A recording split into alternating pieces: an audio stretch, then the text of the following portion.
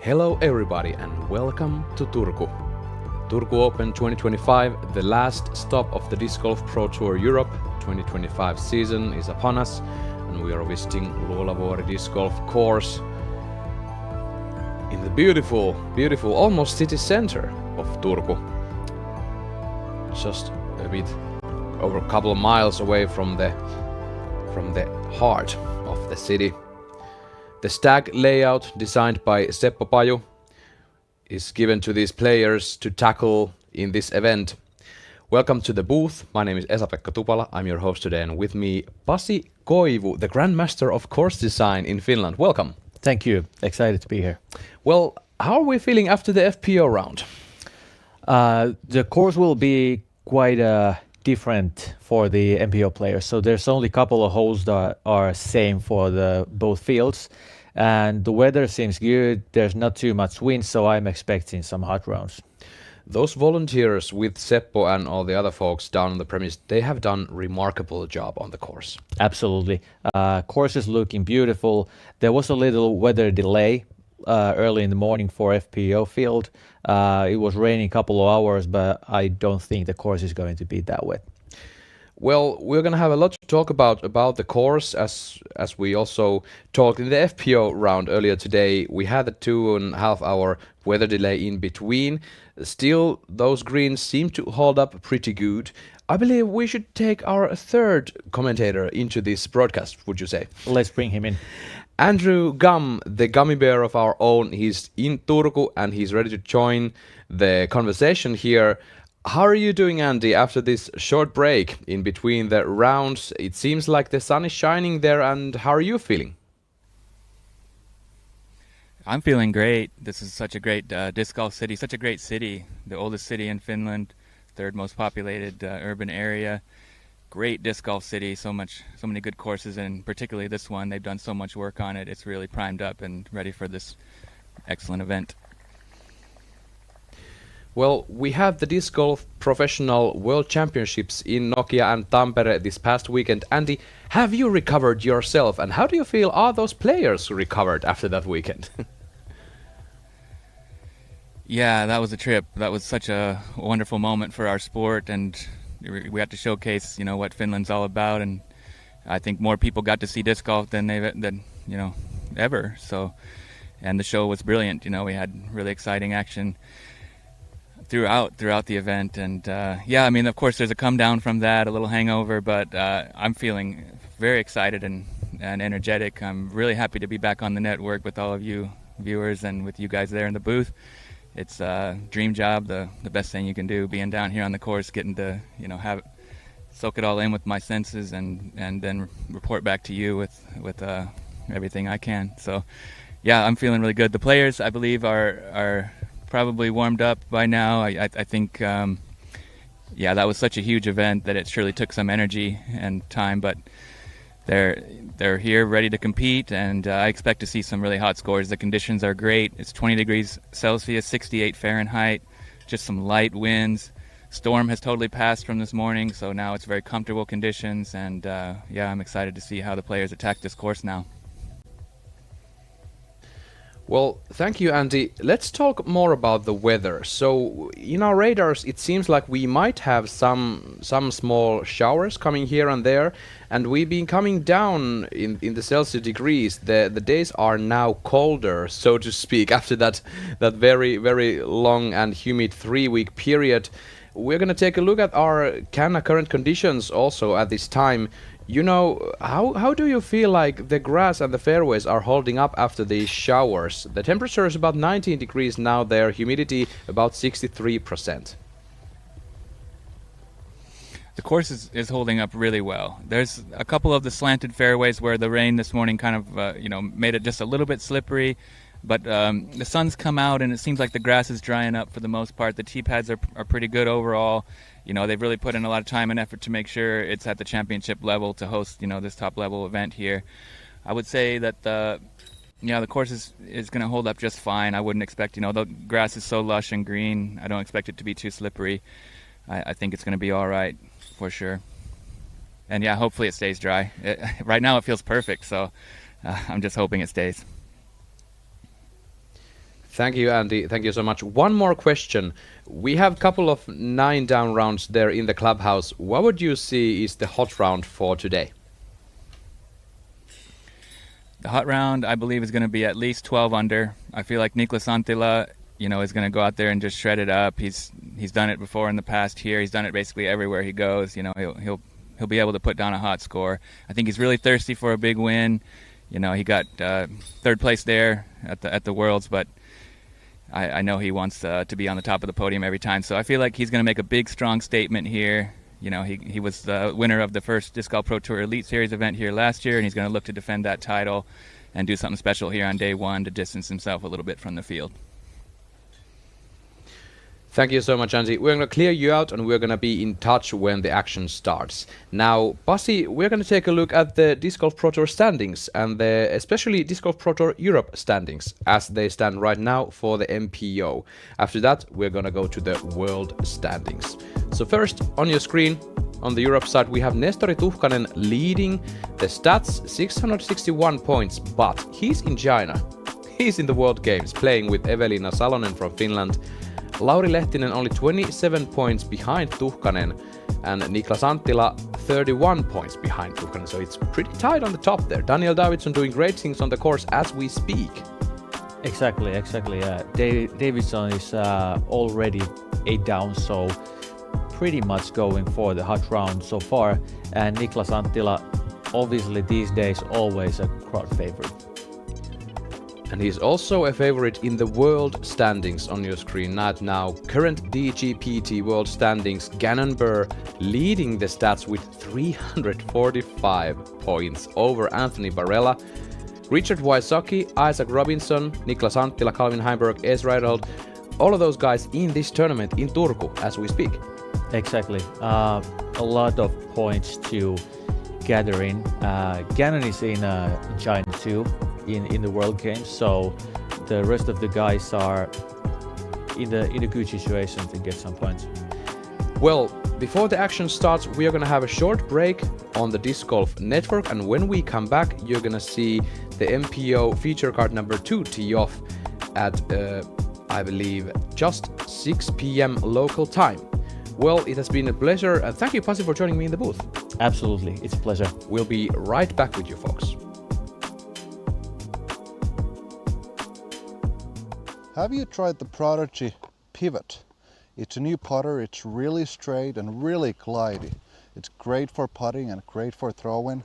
And you can shop them at prodigystore.eu with minus 30% now, just for this weekend with code PAJU30. Boom. So, go shopping.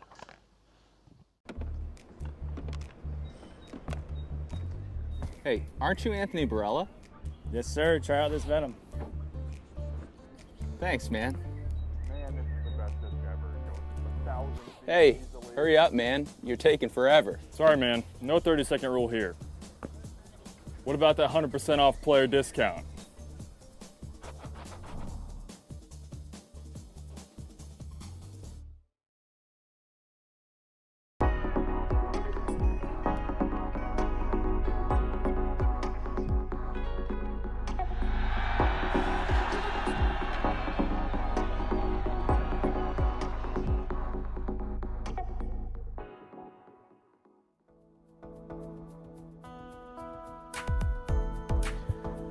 The Turku Open is presented by Prodigy Discs.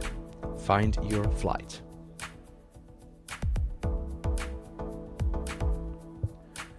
We have a free month of Disc Golf Network coming at you guys, and you can use the code EUROSWING, all caps, and it's valid through August 13th, so go ahead and scan the QR code on your screen to get a free month of Disc Golf Network.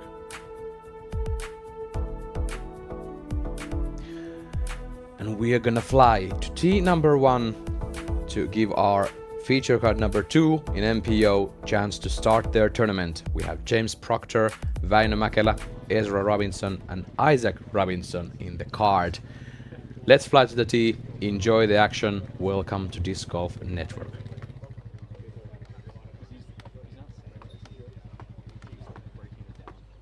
DGPT Turku Open 2025, sponsored by Prodigy Discs. it's time for the first feature card of the MPO division. And first on the team, representing Infinite Discs from the United States, James Proctor.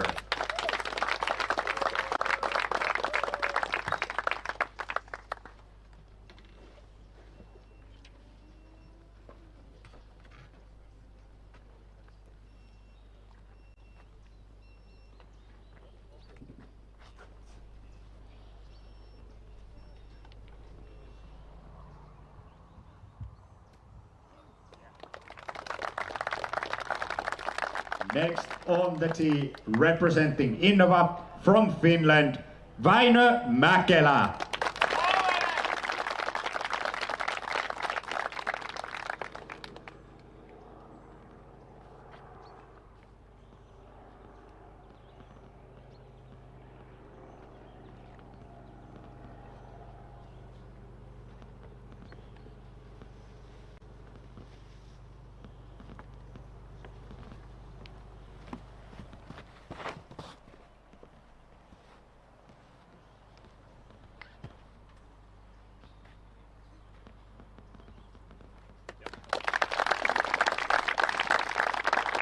Next on the tee, representing Team Discraft from the United States, Ezra Robinson.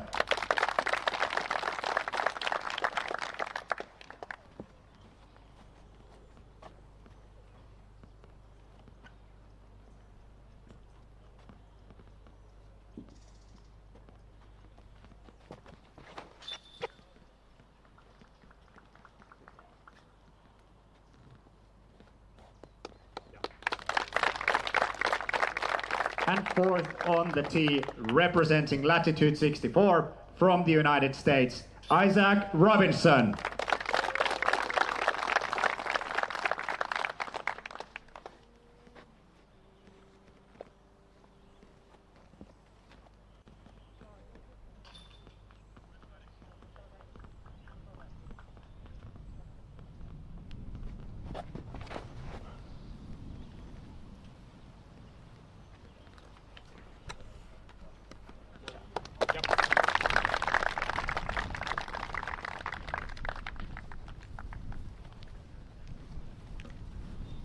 There they are.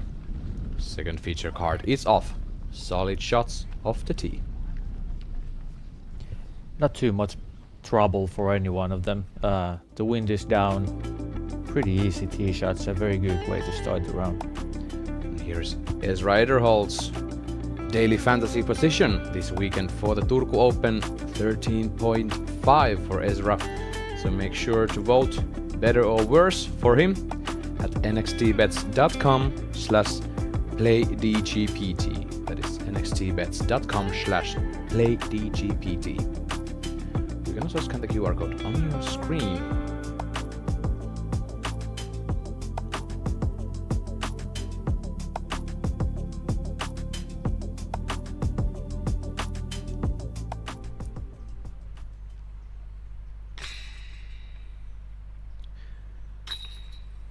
And we still have one more card of players to leave tee number 1 today. We're gonna start with this fellow right here, Niklas Anttila. Niklas is the Finnish favorite, well known all over the country, playing every year better and better.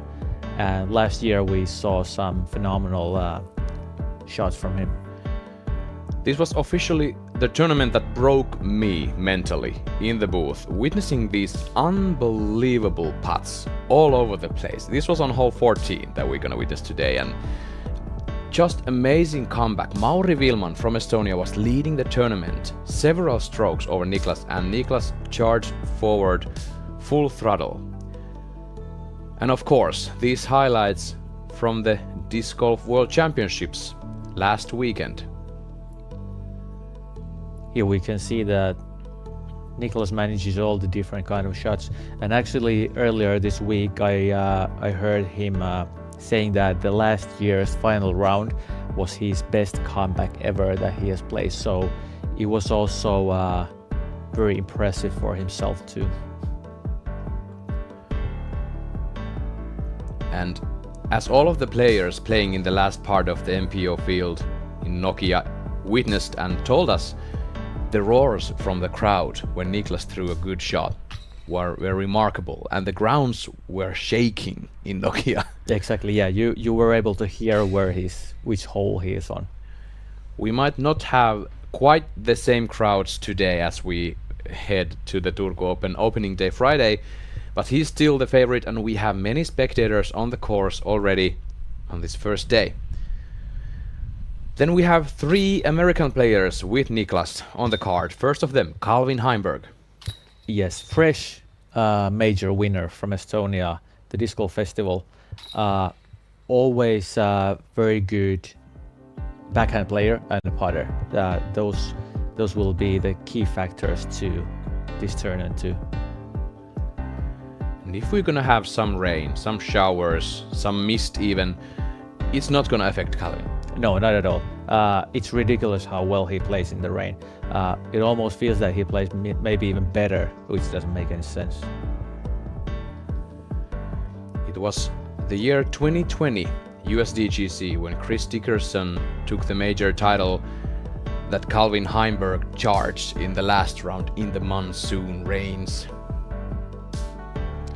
And of course this moment, one of the most epic putts you're gonna see in live disc golf. Exactly. C2 putt in front of that crowd, and you will notice that he has practiced new kind of a putting routine. I don't know what's that about, but kind of makes sense. Like focusing some extra to the target when he's putting. What Brian Earhart told us, he's been doing that for about 1.5 years now, and it kind of helps him visualize the path he wants the disc to fly. We have Ricky Wysocki, our dear Richard, on the card, number 3, and he's enjoying his time in Finland, in Europe as always, and now first time in Turku. Yeah, Ricky is always, you cannot count him out ever. Very good with every kind of shot. Very good in the wind, very good with the forehand. Very good with when you kind of throw in the woods and you have to struggle a little bit. He always makes his way to the target if he makes a bad tee shot. You've seen these marvelous shots, marvelous putts from Ricky years on end. This shot from the LA Open 2025 has been one of my favorites so far on the whole season. From every single shot we've seen, that upshot right there. This was a very crucial putt for him to take down the event, but Niklas Anttila came in victorious then.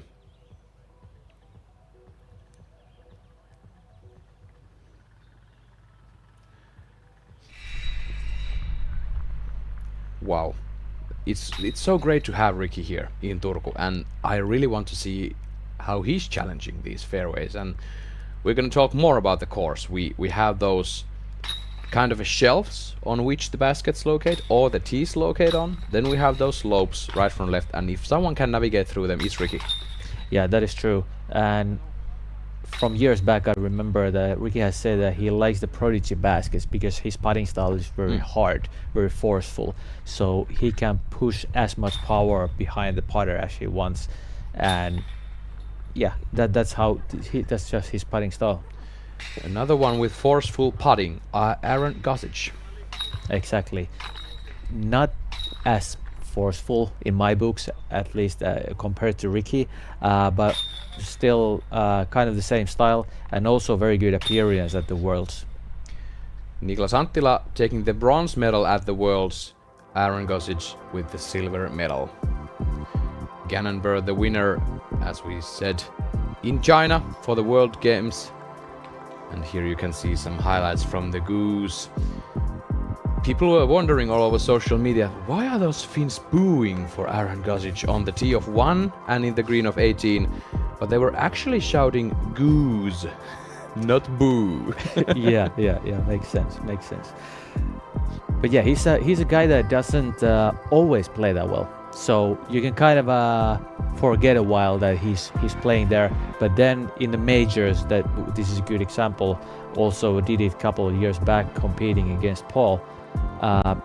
When he's on, he's very good competitive player. Magnificent feature card number 1 coming up to start the Turku Open.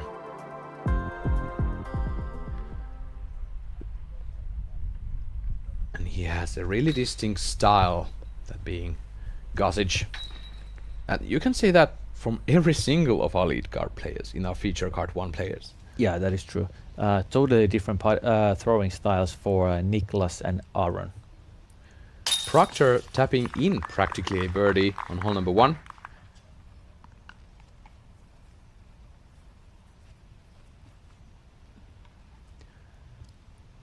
And next up,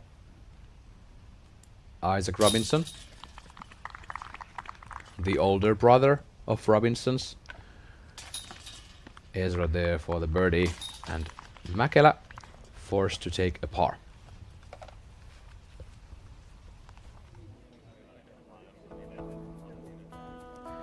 Well, we'll be back at the action after this short break on the network. We'll be right back.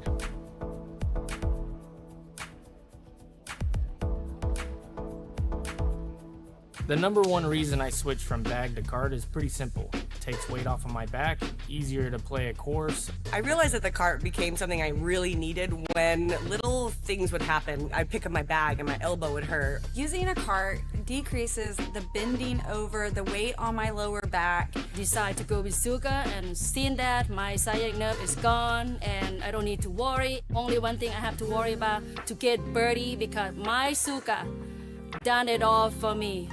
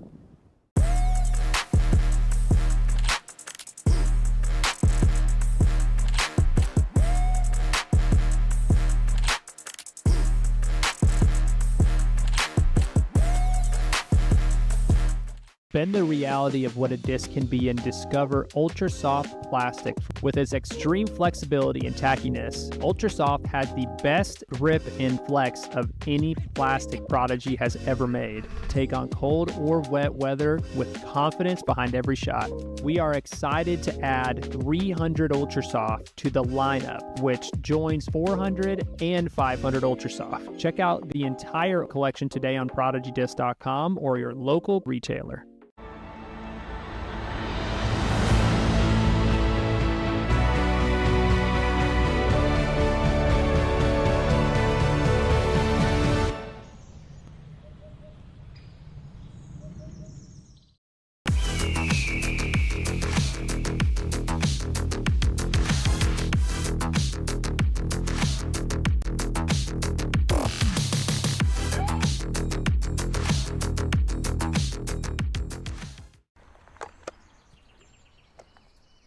Zero gravity.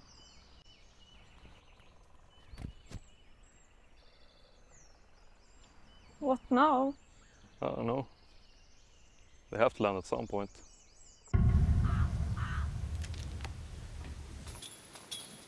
This season, Team Discraft is making a statement, and the message is loud and clear.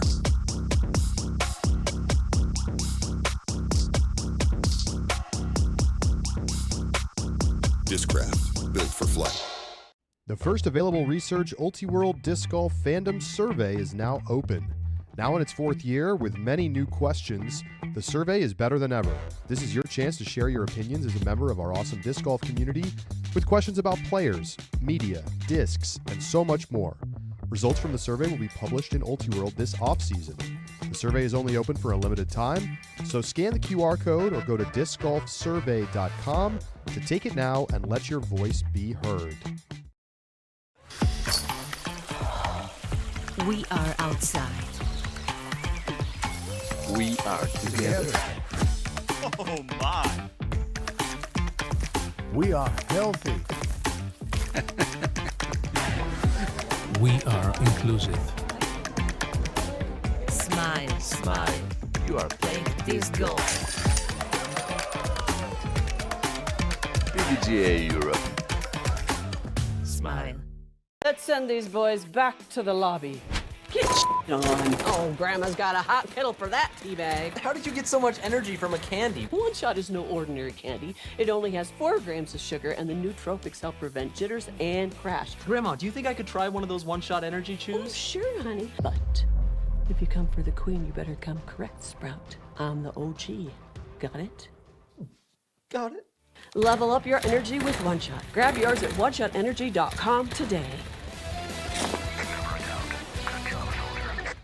Hello, we're Kenna. We're a Dutch growing company. We love plants and we want to tell you some cool things about them. Just like humans, plants can communicate. They can sense when another plant is close. Plants look out for each other too. They warn neighbors about nearby threats by secreting substances. And studies have shown that plants love a good tune. We love and understand plants. Let our passion excite you too.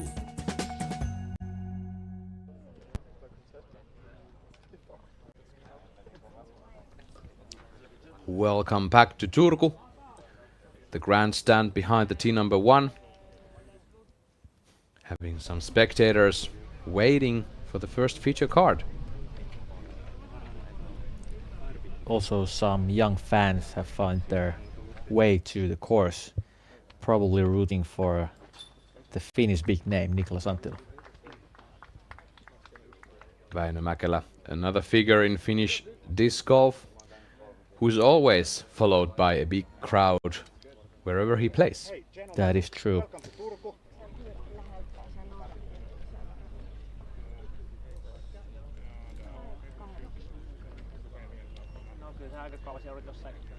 Well, what's your prediction, Pasi? What will be the hot round for today?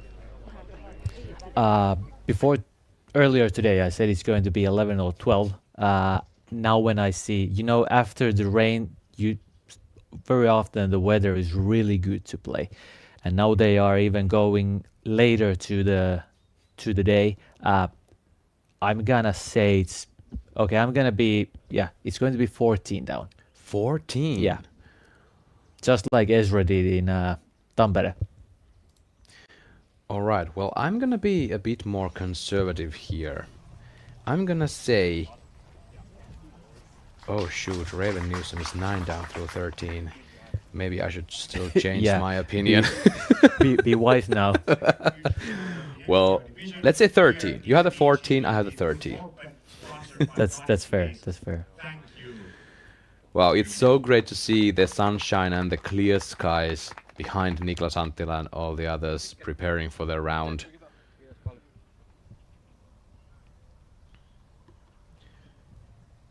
Taking a look at the second feature card. On fairway of 2, Isaac Robinson, huge shot off the tee and a favorable roll. Finds the circle on the green of 2. Nicely in circle 1. I wonder how often they play together with the Robinson brothers. I mean, casually, of course, but in a tournament, probably not that often. And the players are very, very soon given the permission to tee off on hole number 1. We're gonna let them be, and we're gonna enjoy these shots. Once again, Pasi, thank you for joining me in the studio. Thanks for having me. And we are gonna see these first shots for the last card of today. Enjoy and welcome to Disc Golf Network.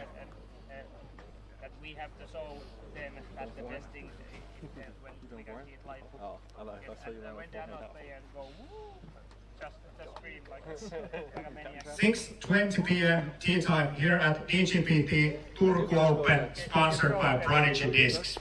First on the team, representing Discmania from Finland, Niklas Anttila.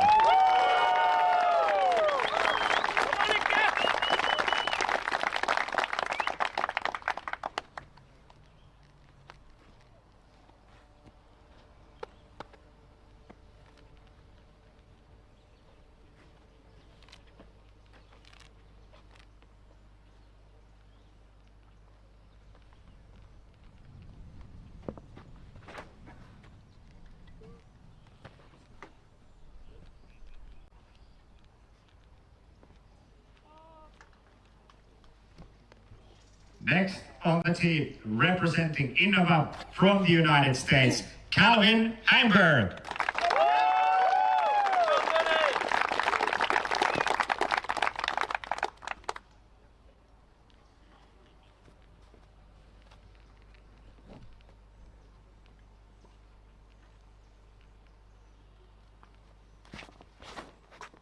Same thing. Good job.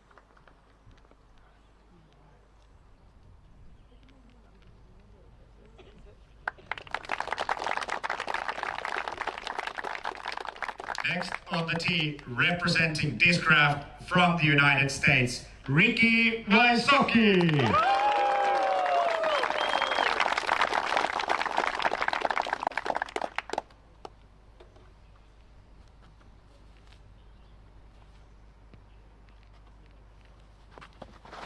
Oh no.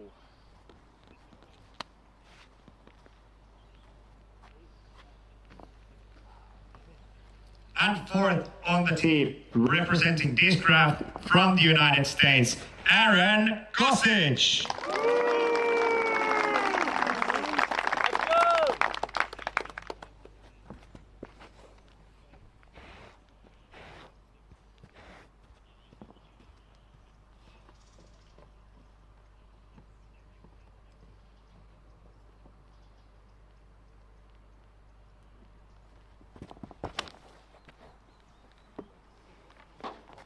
Thank you, man. Yeah.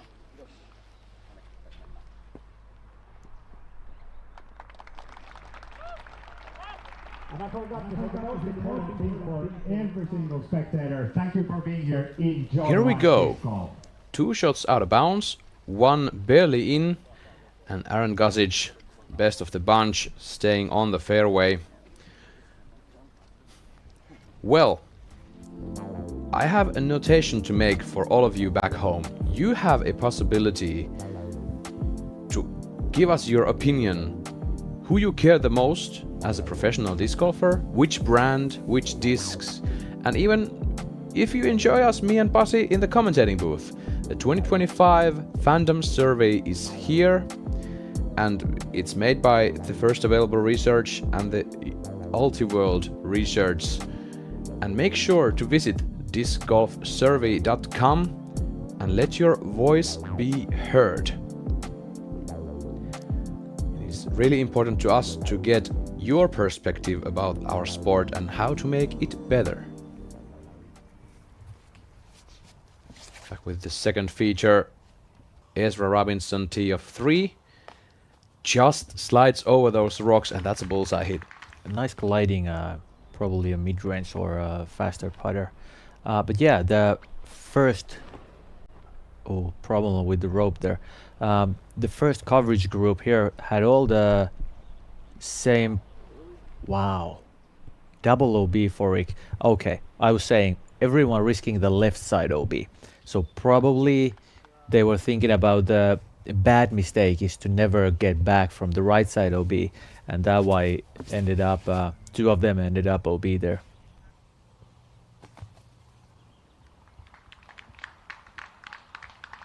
That is a fine shot.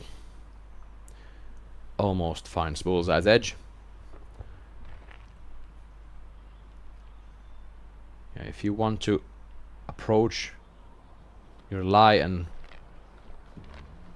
take your run up in the direction of the basket, you'll have to bounce over this rope. Oh, and Anttila in trouble if this doesn't slow down. It does. He's in bounds, looking at the par. Okay, yeah, that's safe, and Ricky is out of bounds. So Ricky is already looking at the bogey, and Niklas is looking at a par from actually quite far still. And now we see the forehand, which we didn't see from the FPO card. Unfortunately, not the optimal end result. That's OB. Yeah, Väinö Mäkelä has had some troubles with his throwing and also made a really emotional video to his socials about the troubles he's having with the control. And Calvin very low sneaks in bounds on one. That was interesting.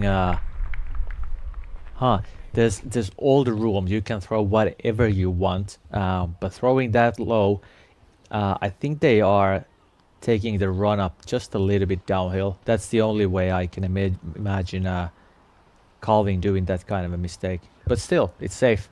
Putting for birdie. And usually you don't go under the rope to enter in bounds, but Calvin did. Yeah, I like this here because you're playing as the fairway shapes, so you are most of the time in bounds, and if you go OB, you probably cross it somewhere pretty okay place. Gosic finds the circle, and the out of bounds is actually about 7 meters away from the basket. Emil Lampela takes a birdie, moves to 9 down. Wow, what a round starting for Lampela. 8 birdies. Yeah, what a start. Then a little hiccup and lost the rhythm, taking a few pars there. Also, Raven knew some interesting stuff going on. 10 down already. And you see, 4 holes to go. That's going to be 14 down as I expected. Okay, I see where this is going, okay. The tied second place, Mauri Vilman, last year's runner-up, Roland Kaur, Emil Lampela, Nikola Arko from Serbia. 9 down. Not enough, if you ask Raven Newsome. First guy on the field reaching double digits.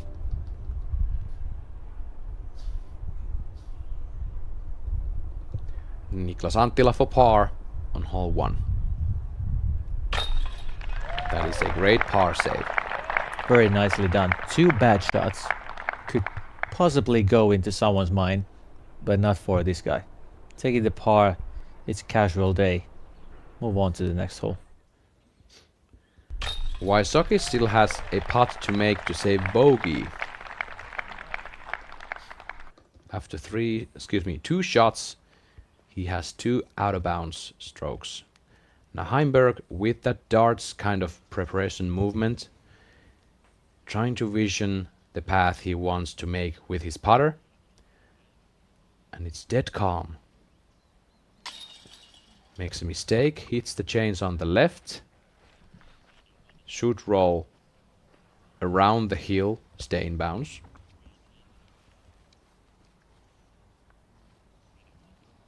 I guess this is surprisingly calm for the players.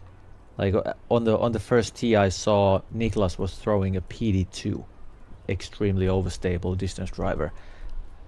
With weather like this, you can choose some straighter discs, but probably they made their game book and practice rounds in windier situations. That is exactly the point. Wysocki saves the bogey. Tough start though, 2 OBs already. But it's only 1 hole, 1 bogey.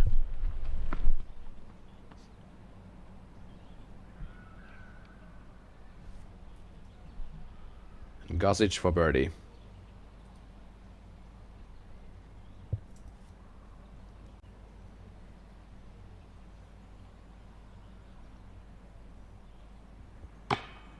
Oh, and Aaron hits the rim.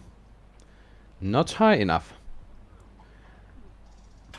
But just talking about his and Ezra's practice round, I'm gonna toss it down to Andrew Gum. Andy, it seems like we saw some social media posts about the wins in which these players practiced for the tournament. It seems like it's completely still and a wonderful summer evening there. How is it feeling down on the course? Yeah, totally ideal conditions now. Sun is out, just a few clouds in the sky. Completely calm. Just a slight little, breeze here and there. But compared to what the players practiced in, this is, couldn't really be any better. But as you mentioned, it might have made it pretty strange if they made game plans to deal with those crazy winds that we saw all week. And now, here it is. Perfect scoring conditions and dream day out here in Turku. Everybody's enjoying it. Back to you guys. Thank you, Andy. We're on the tee of 4 with our second feature card. Isaac Robinson on the tee. You want to avoid that tree with narrow margins, as Isaac does. He's a bit on the left side, and he has a way to go with the Anheuser route. Anttila, tee of 2. Dogleg par 4 to the left. Anttila, prime position. Yeah, that's the mark where you want to be. You can see the little gravel on the ground. There used to be a tee pad. So you know that's a good spot to be. You have a straight line, straight visibility to the target. A little unlucky there for Calvin, bit tight, but still staying safe. Gosic, third on the tee.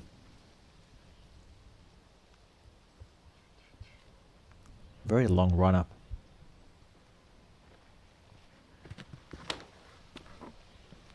Somebody's got to do it. We don't have James Conrad on the field. And it pays off. Nicely done. That is a wonderful shot.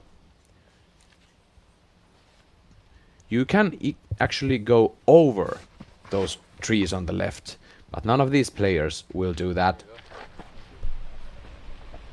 Waisake a bit behind that one birch. He might have the gap from the left side. There's also a way to avoid all of those guardians in the middle, to go from the left side of them if you are pinched off right beside that out of bounds. And right next to that out of bounds. Now Robinson, he's actually going from the right side. Interesting. So he was far back enough to take that route. And gets a skip forward. That is circle's edge. Nicely done. They are throwing the upshot a little bit uphill. This is totally different view from here. But the green is sloping a little bit from right to left. So you have to be very careful with your righty backhand fade at the end. Ezra Robinson. Beautiful control play. Yeah, nicely done. Keeping it low also is good idea on that hole. So this card 3 prime positions, and Calvin probably might have some chances still for birdie, but we'll see quite soon. Yeah, he's now staring at the left side local gap, so to speak, but he has to make a flex play to go from the gap on the right in the woods and then fade to the basket. Very tough shot. Yeah, we can see the OP stakes there, so this is quite risky. He avoids the tree. Okay, I'm gonna call it a bit lucky. Yep, I'm gonna agree with you. And with that kind of a shot, you still might get a cut roll to the out of bounds left before the woods. That is true. The OB line also continues after the gap that they are staring at the moment.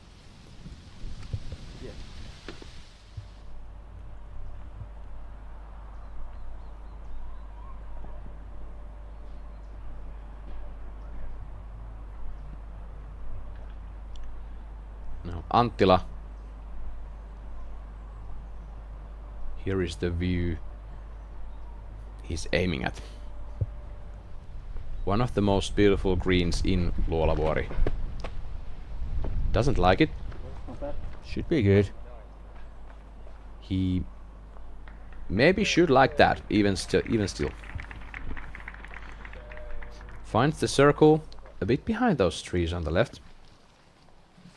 Yeah, but still nicely in the circle 1. And the ideal shot on this approach is like throw something that just pushes forward and doesn't have that much of a fade. Oh, Isaac Robinson going high over the bucket. There was a cross headwind left to right. That might have affected his putt.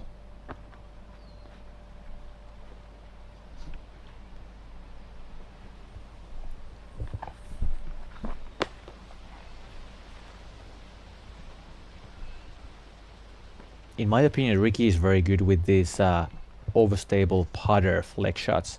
He's played with multiple sponsors. He always finds the one disc that fits for his game for that shot. And he gets a kick from the ground to the left. He's in the circle.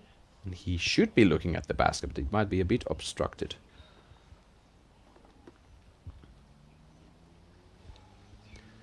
How about Gosic? Forehand upshot coming.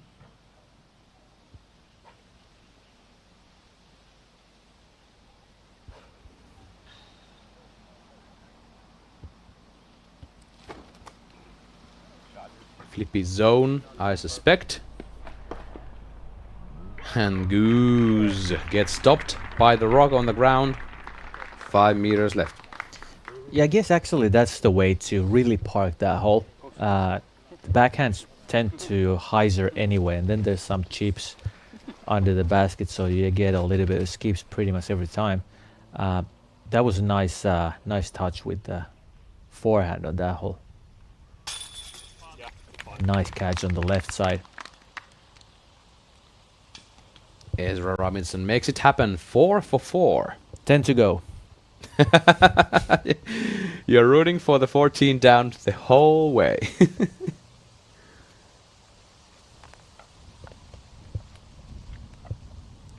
Interesting to see if the wind actually is going to pick up. But I guess it's only these couple of holes which are on the hill, and rest of the course will be probably a bit more calmer. Isaac saves the par. Väinö does the same.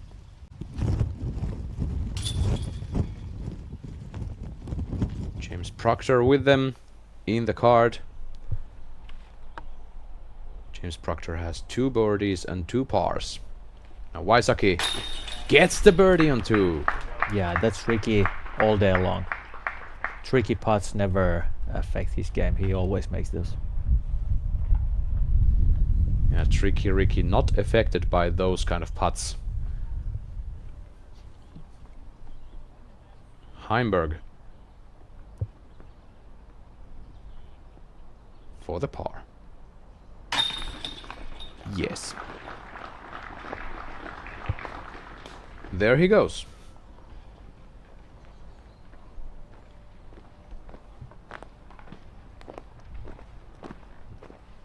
Anttila, about an 8-meter look.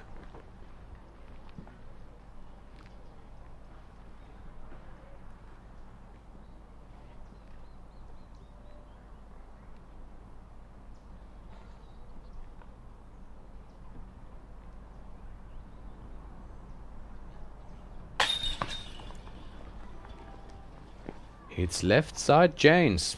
That is not a birdie for Anttila. A bit uncommon, but I guess it happens for all of us. One of us. And now Gosic, shortest putt of the bunch, finds the chains in the heart.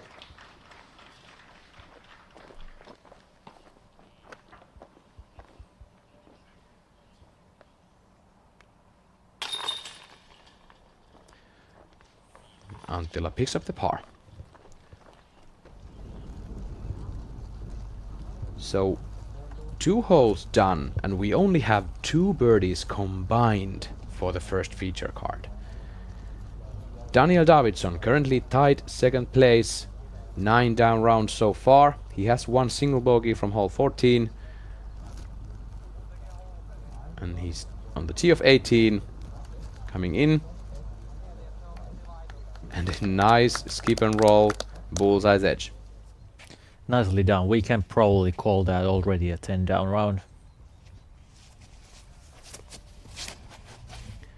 Ezra Robinson, tee of 5.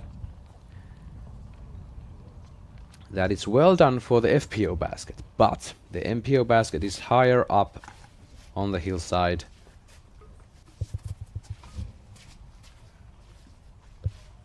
I guess all the players are taking the right gap with the forward pushing fade.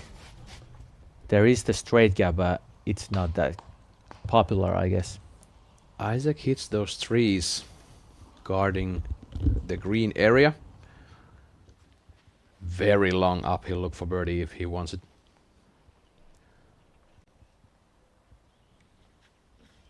Tee of 3. With our first card, Gozic. Oh, what a bad reaction! That was extremely unlucky. Is he safe? I really hope that's in bounds. That was really good looking shot. I like the slower forehand on this hole.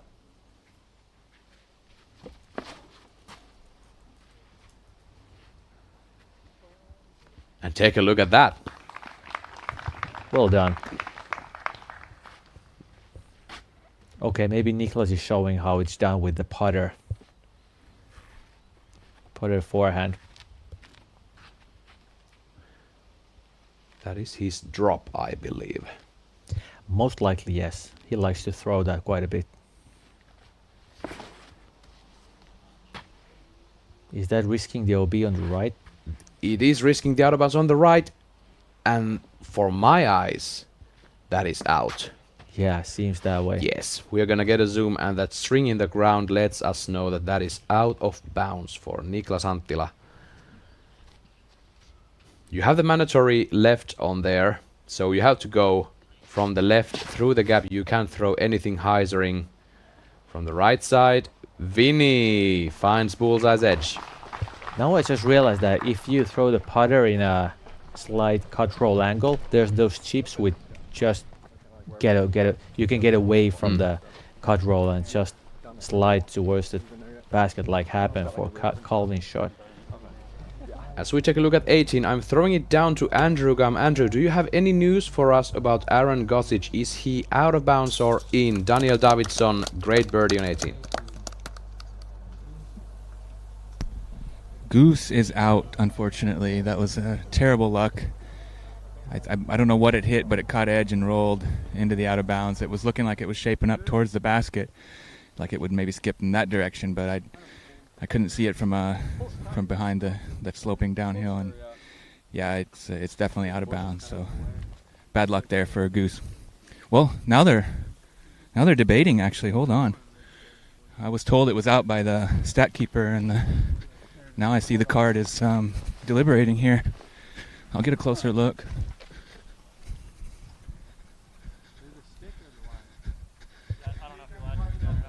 So Seppo's telling them that they can tighten up the string between the stakes because the string is just a little bit wonky. So they're going to try to straighten it up and see if that changes things.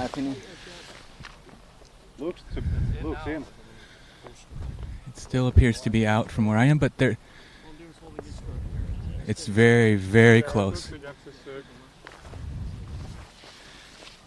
There's a little plant that's making the string not go directly to the ground. Right now, if you think the line's straight. If anything, it's still bowed out, is what I'm saying. So I would say he's in. You call it safe? I think it's in. Yeah, because Ricky's called it safe. I think it's still bowing out. Yep, I agree. To the right. Calvin has confirmed, so it's in.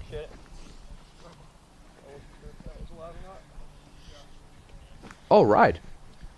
So Aaron Gozic is safe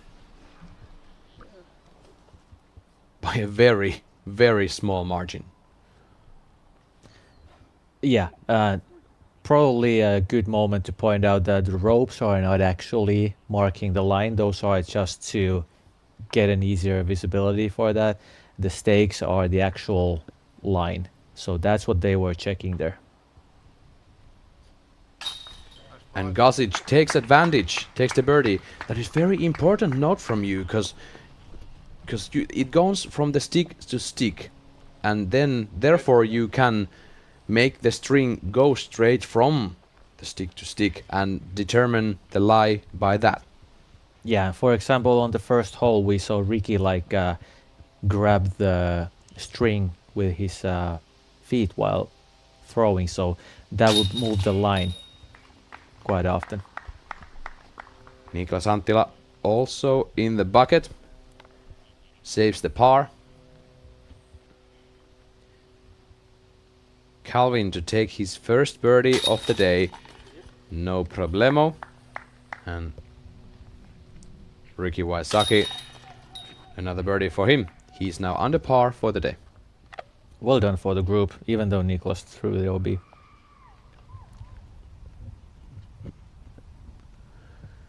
Ezra Robinson on 5. Gets another birdie. 5 for 5. That's a strong start. But I saw from some other players that you are actually able to, let's bring this Emil Lampela back. 8 birdies through 8 holes. So you can actually charge pretty well in the beginning.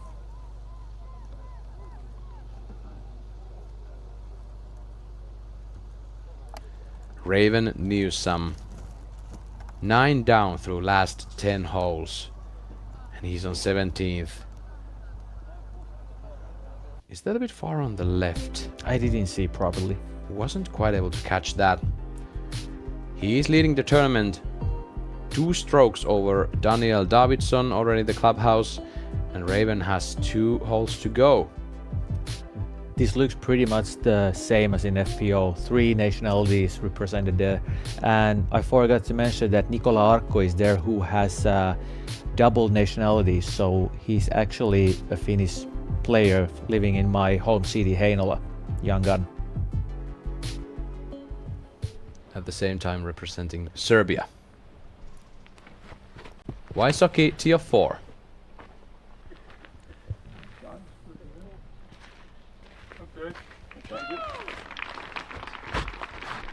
We have plenty of daylight left in Finland still at this time of summer. And although we had a 2.5 hours weather delay earlier today, we're still gonna able to get this round done. Very nice distance off the tee for Ricky. Let's keep in mind that this is a quite long hole, so that makes the option a bit easier. Of course, that was my bad there. That was Gosic throwing first. And now on the third on the tee, we have Calvin Heimberg. Yeah, 211 meters, and this goes kind of uphill all the way. Yeah, all the time. And the upshot gets easier the closer you are, because you don't have to flex your upshot that much. Even though it's not that far, but because of the angle of the hill, you probably want to throw something that goes straight for a while and then fades. Anttila. Oh, this is risking out of bounds. Yeah, that's way out of bounds. Something seems to be a bit off for Niklas today. 3 pars, and this is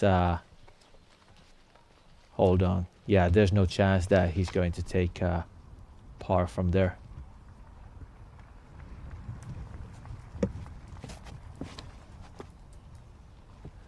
Ezra Robinson in the air, tee of 6.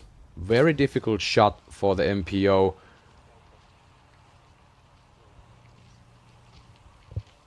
And he might be inbounds on the right. I think he is crashed in the bushes. I'm gonna toss it down to Andrew Gum. He's currently there with the first feature card. Andy, it seems like the crowd is doing fine. Can you see some happy faces there in the crowds following live disc golf on this beautiful evening? Absolutely. Everybody's really loving it here. It's a great course to spectate. You know, there's a lot of really nice shot shapes, really beautiful fairways. They planned it out nicely so that the spectator areas are in, you know, good positions where they can get a good view. You know, everybody is buzzing. This whole country is buzzing after that World Championship. So everybody's got disc golf fever, and it's a beautiful thing to see. I see a lot of bright eyes and big smiles out here, and people who are really enjoying soaking up this, especially this feature card. We got some superstars out here, so yeah, they're loving it. I'm loving it. I hope you all at home are loving it too. Back to the booth. Thank you, Andy.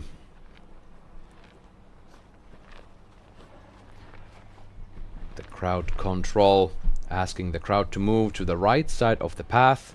Anttila is going for the green. That's a risky shot, but it looks good. Come on now. Settles, circles to edge. Yeah, still a bit short, but playing extremely well is about to giving yourself opportunities to score. And even though Niklas has a slow start, he can easily pick up the rhythm and birdie out. Isaac Robinson, gorgeous shot off the tee of 6. Ezra Robinson also inbounds on the right side. Now back to Newsom. He's putting for birdie on 17. That's a long putt uphill. Almost makes it. I thought there was nothing. I thought that it was just going to be up and down, but gave you a good run. Well, Pasi, he's gonna need an ace to go 14 down. Yeah, I know, but we still have these guys here. So I saw that one guy taking 5 birdies for the 5 first holes, so I still have a chance. Gazich. Great forehand throw towards the pin. Just a bit short.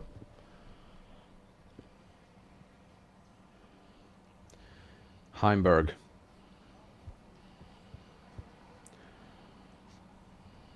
Is there another player in the world that you would choose for this 130 meter laser shot?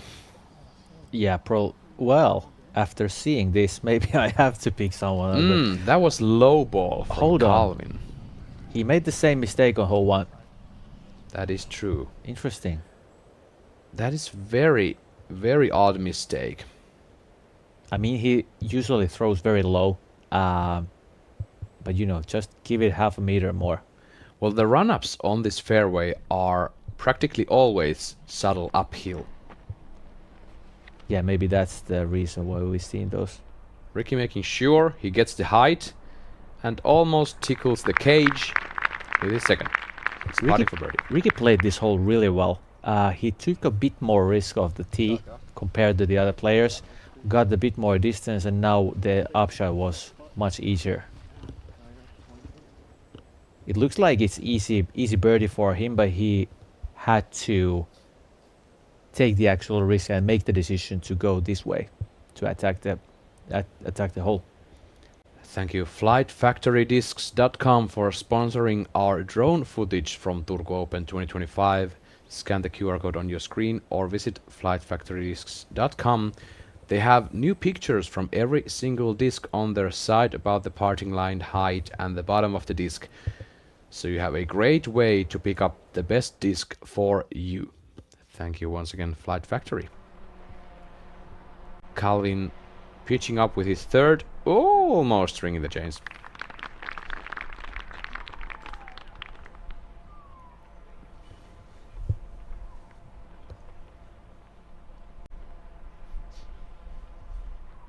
I like this hole, for it takes 2 very long and controlled shots to get to the pin. Exactly. And you can choose between, let's see how this goes. Okay, so that's going to be a bogey for Niklas. But yeah, you can choose, if you're going for birdie, you can choose to throw harder first shot or the second shot. So you can kind of decide where you want to take the risk. Gazich putting for birdie, left to right cross headwind.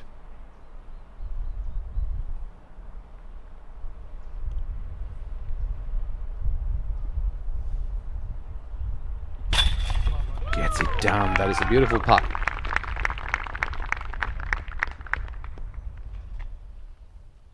Not the common putting style actually these days.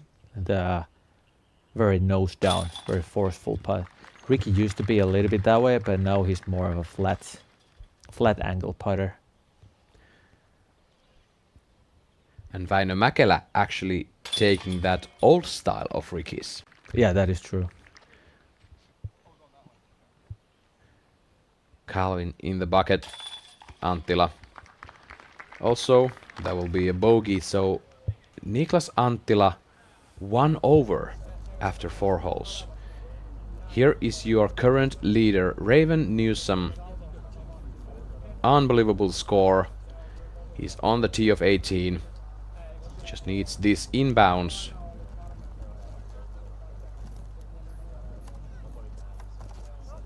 And lands into the island. Safe by those hay bales. And he has about 10-meter putt. Ezra Robinson.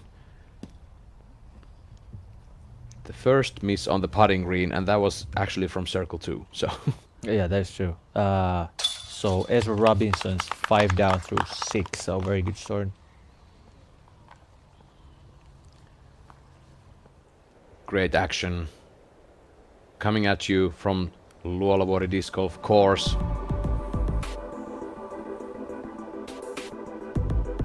We're gonna have more action coming at you soon enough.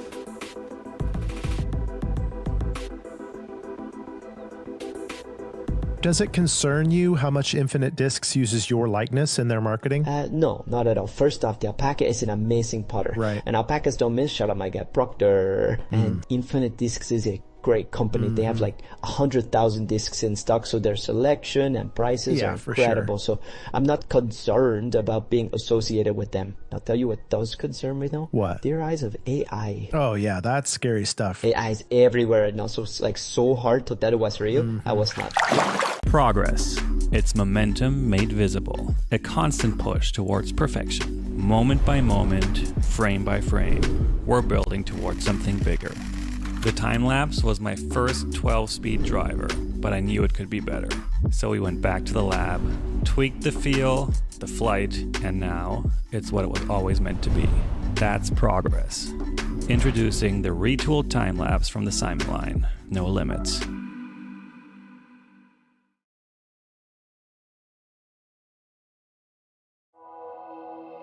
Now that Hauk Design has landed in Europe, I can see that this is the start of a whole new chapter, getting to design courses on properties that are unlike anything we've ever done before. And we are very excited about doing more in Europe.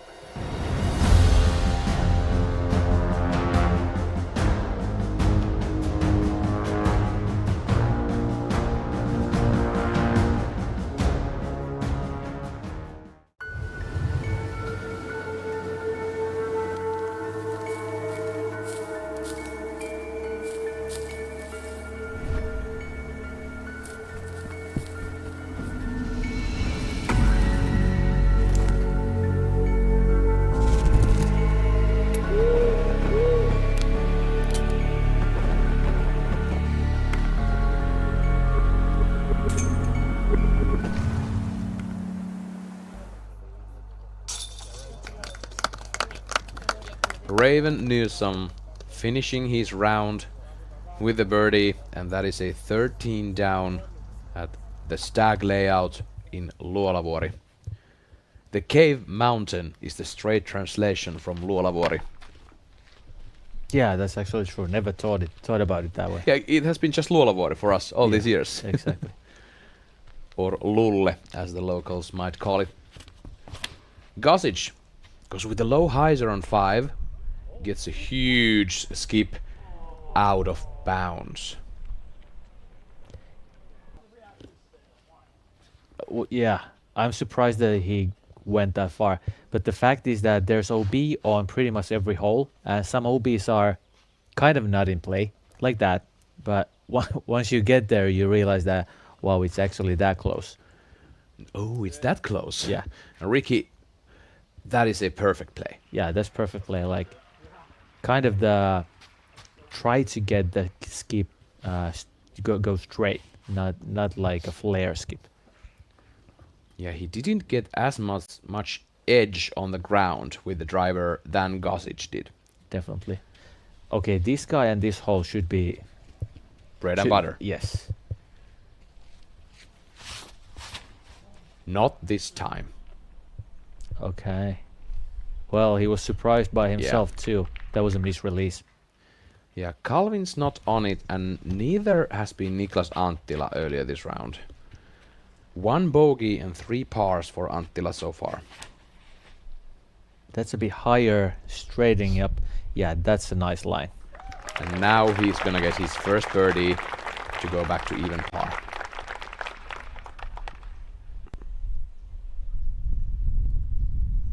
Now here we have Calvin, maybe like 20 meters or a bit more even. Oh. Floating in the wind.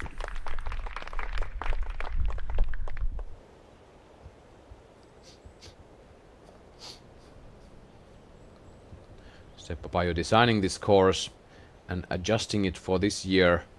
Compared to last year, the layout is practically the same, but the out-of-bounds lines have been brought inwards, so the inbounds area is more tight on almost every single hole.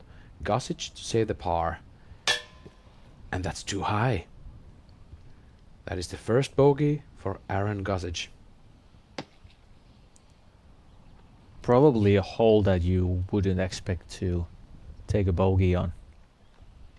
But it happens.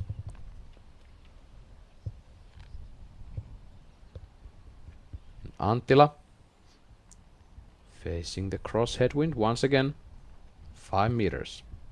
Yeah, that is not a questionable putt at all. That is in. First for the day for Niklas, so we can call it a slow start on par after 5 holes. And Richard Wysocki tapping in. He's birdie there.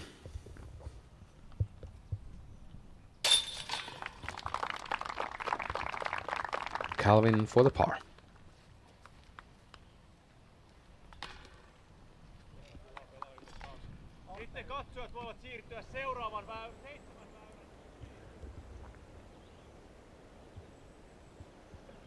And the local crowd control manager, Valtteri Vainio, there, giving instructions for the VIPs.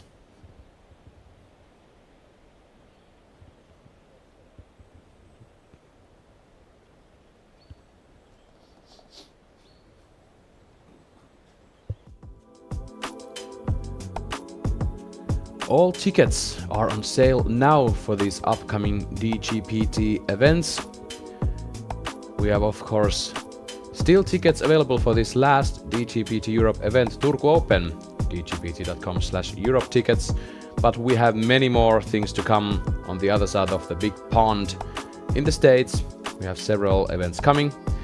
You can catch us at an upcoming tour stop. You can buy the tickets for the States from QR code or dgpt.com/tickets. Make sure to witness disc golf live once again. That is the best way to really experience this sport. Back to tee of 7 with our second card, and the crosswind coming from right to left as it usually is on this hole. Isaac Robinson, fair shot, a bit on the right. Yeah, a bit, but should be quite okay. I just wish we're gonna see some rollers on this hole. It screams for a roller. Some huge throws can be seen going over the trees, but now those banners, those squash banners, are actually on your way. So they're kind of geniusly designed to stay in your mind. If you want to go over, you need to have a flex play, and that goes into the crosswind. So pretty nice, pretty nicely done from the staff there. Okay, now we are seeing something else. Let's see. Yes. Keep on rolling. Needs to hold up. Proctor, this is turning for him. Yeah. Hugging the guardian tree on the right.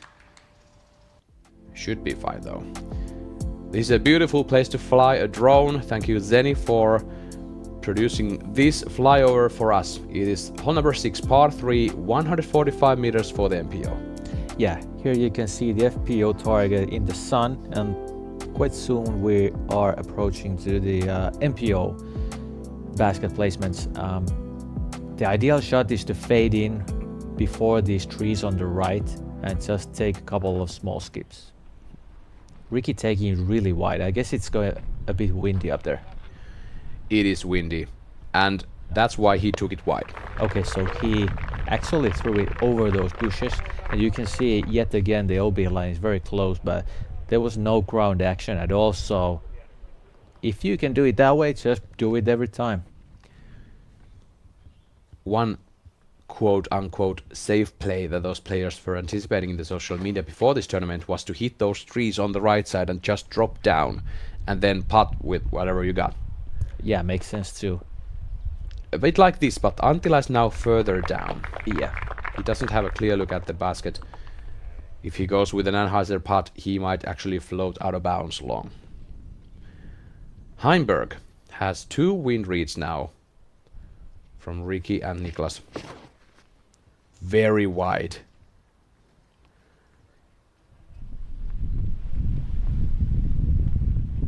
That is a great shot from Calvin. In the circle. Pretty much the same line as Ricky took, fading in very late. We have to keep in mind that there's OB line all the way on the right side, so they are OB pretty much 95% of the flight time. Gosic. Very high. This is tighter. Well, he hit those trees actually just like he wanted. Yeah, I guess so.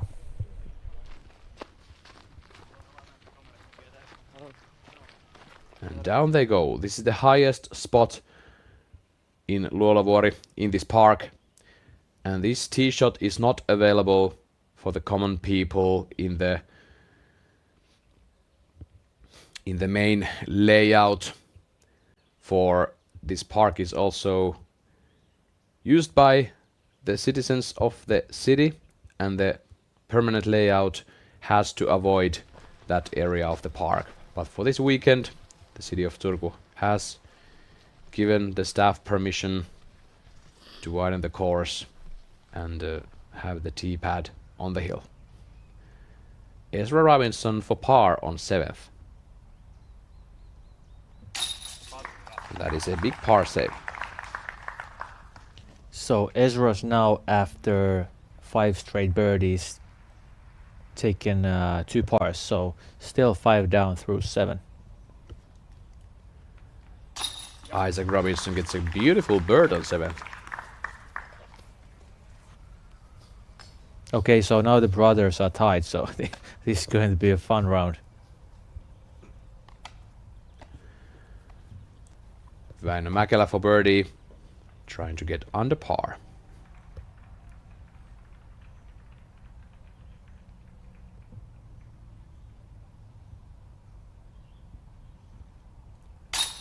Yes, that is in.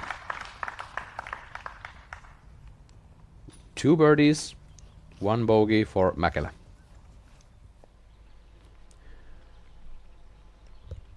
Like Niklas Anttila, Väinö Mäkelä also had a very slow start, and Anttila is going for the Anheuser Busch. That was...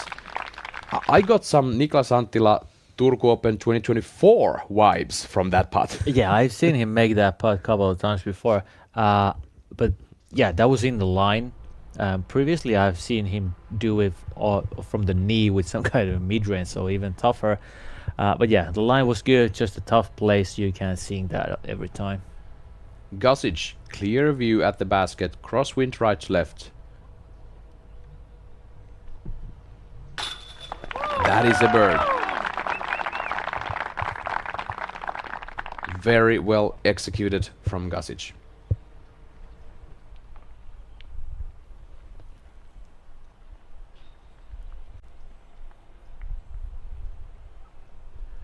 Heimberg gets another birdie. He's now 2 down after 6 holes.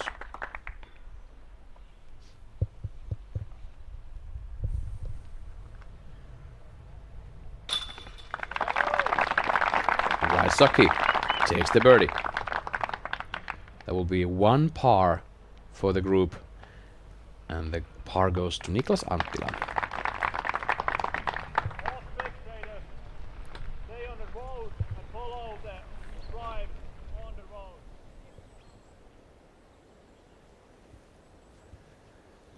I'm glad to see all these international players in Turku Open even after these two very, very demanding PDGA majors. That is correct. Nice to see they stay for the event. And there's an example for the other guys. Nice to see these kind of shots today too. Exactly. That is a very strong contestant for the OTB shot of today. As we take a look at the birdie zone brought to you by the Border Brothers. So here we see the landing zone 350 and 300 in the kind of super suite. And the gap opens from there. And we saw some rollers, actually one roller, which is already in the gap, and other guys are a bit further away from the trees guarding the green area.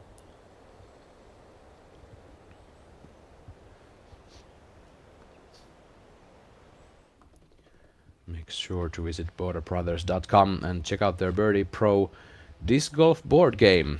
Wysocki on the tee, goes with the roller. Yes, please. If this stays on the line, almost. I believe he has a gap in front of him. Yeah, I mean it's a tree in the trees, but it's so much closer than the normal backhand drive. It should be quite easy.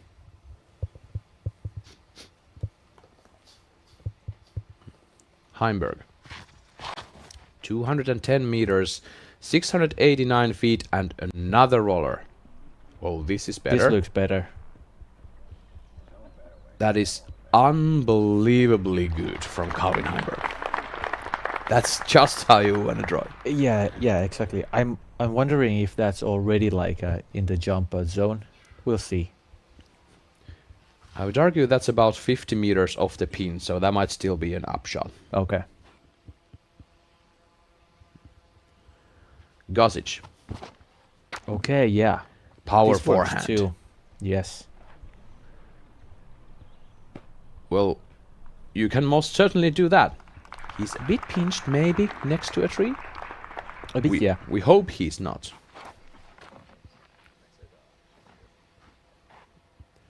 Anttila. Risking the OB line there. Come on, get back. And it gets back. Yeah. Well, he's now got two options. He has the forehand, like a force over forehand, or some kind of a spike hyzer over everything. Either way, I do prefer those other three drives over his. Yeah, all day long. That depends on if Gosic and Wysocki actually have a look straight towards the pin, that is. Look at this. Look at this beautiful shot for Calvin Heimberg in the sunset, throwing the roller.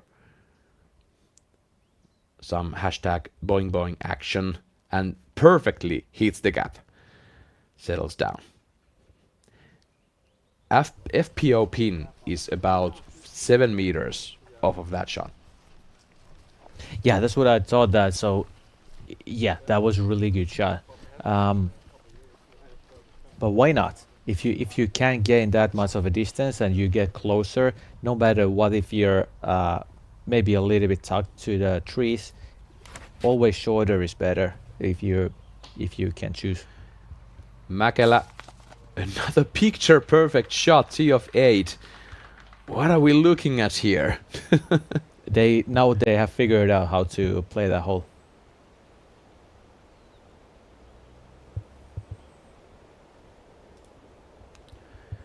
If you're just joining us, you might have found this stream via YouTube. We are looking at the first round of the Turku Open 2025. We are playing the Luolavuori disc golf course, the stag layout in Finland. We are at the most southern western point of the nation. Niklas Anttila, fairway of number 7. He's going with some kind of a hyzer backhand. Risking the branches. Hits something. And now he's still a long way. Looking for a birdie. Might have some obstacles.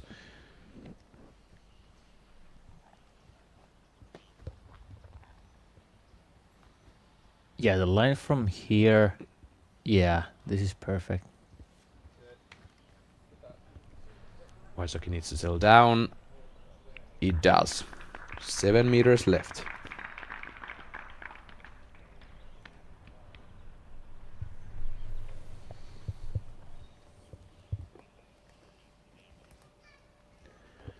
Yeah, Gosic a bit pinched. I was thinking about it's an obvious forehand from the right side of the trees, but maybe there are some brands that we don't see.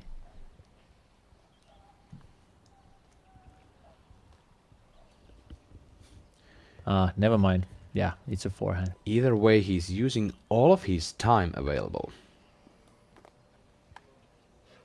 Okay, so there is something that, because he's very used to throwing forehands with slower discs too. Tricky position.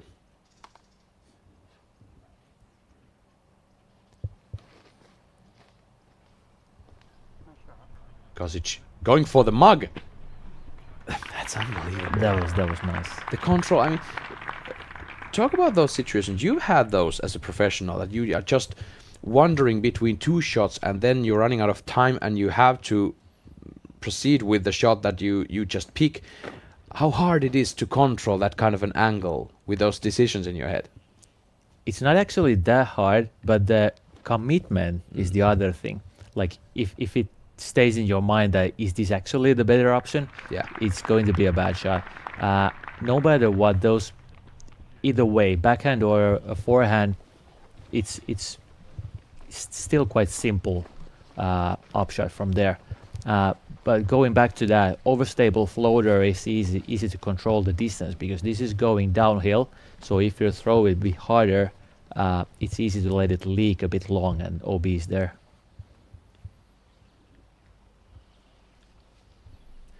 Niklas Anttila going to the knee, putting for bird.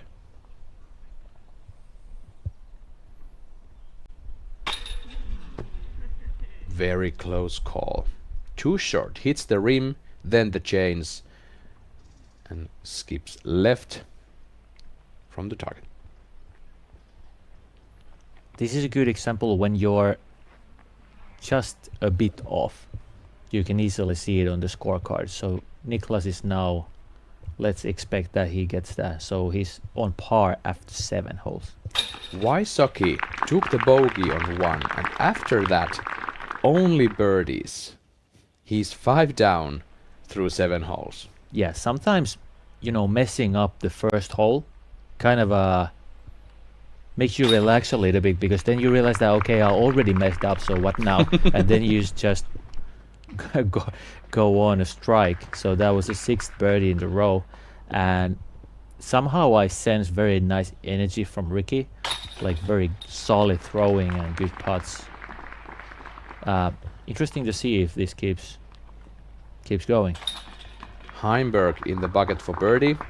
He's 3 down through 7. Gosic, another birdie, 4 down through 7. And Niklas Anttila even through 7 holes. He was actually struggling with this course last year too, and then he made the run-up last year, challenging Mauri Wilman and James Proctor on the top. Oh, so now I know what's going on. So he's just preparing for the final run. Yes. What a guy. Isaac Robinson, tee of 9. You have to avoid that tree, and he does so beautifully.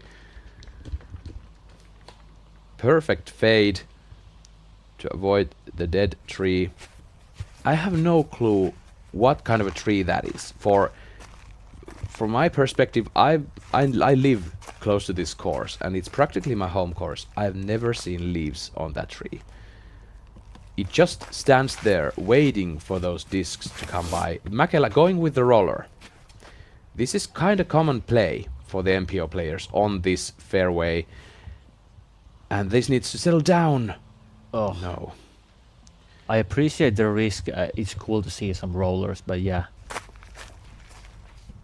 Hoping to turn it over after the gap, probably. Okay.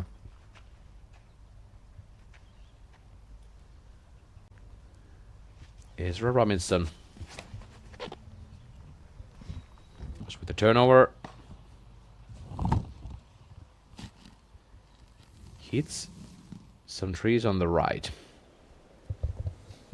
There's no mandatory, and there's actually one pretty obvious gap on the right if you kick there enough. Wysocki, that's not a kick you wanna see on TF8. This is, I would argue, maybe the easiest holes on the course. Yeah, I agree with you. Even though the line is a bit tricky, but still, just throwing a straight shot gets you like, I guess, to 8 meters or something. Heimberg on the green, 4 meters away. Yeah, this hole number 8 shares the second easiest hole title with hole number 3. 0.45 strokes under par. At this point, 50% of the field has birdied this hole. Gosic with the forehand. This is going past the pin. It settles down. No worries, folks. That's 5 meters away. Anttila, low forehand. Maybe a skip. Gets it. That's not a flare skip, that's bullseye hit. Nicely done. Some frustration there for Niklas throwing pretty quickly all the time. Yep. But I know the mindset. You don't like to be there playing poorly, and then when you really focus on something like the last putt, you miss it by 1 inch. Yeah.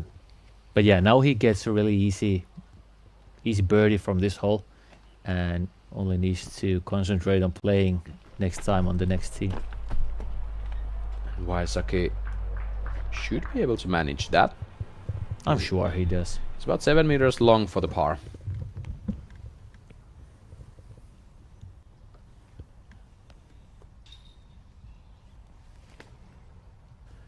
Isaac Robinson, his second shot on 9. Ooh. Job well done. This basket placement on the green of 9, one of my favorites on the course, after the hole number 2. That is a great shot from Ezra Robinson.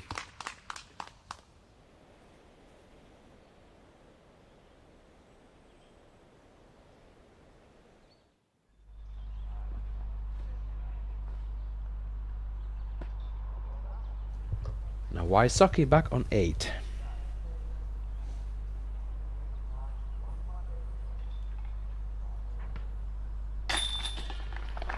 Gets the par.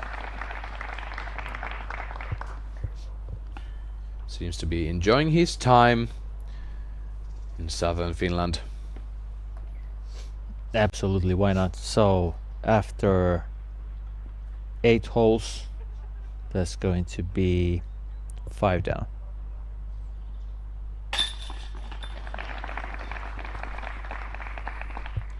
Gosic.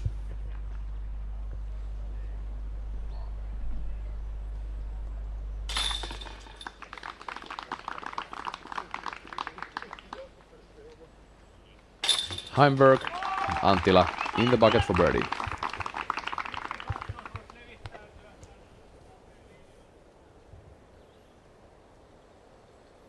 We can already see the sun is shining up from a little bit lower. You can see the large shades, which of the trees. Isaac Robinson, tee of 10.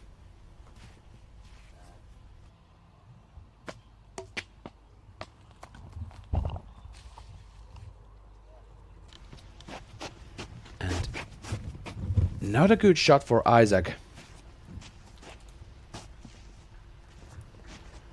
How about Ezra?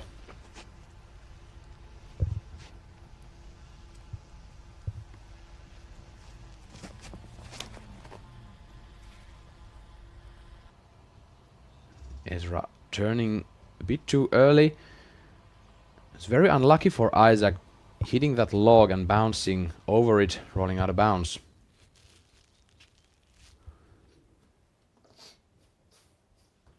Now Heimberg I believe that's an eagle in his hand. He's going straight at it. Straight at the tree? Straight at the tree, yeah. Trying to cut down a couple of branches of the dead tree.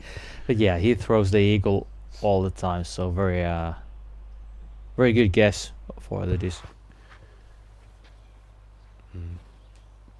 Conveniently enough, that might be a willow tree, which in Finnish is paju. Could be. Could be. Hearing from the course from our very own Andrew Gum. Aaron Gozic. Straight through the gap. Perfect execution of the tee.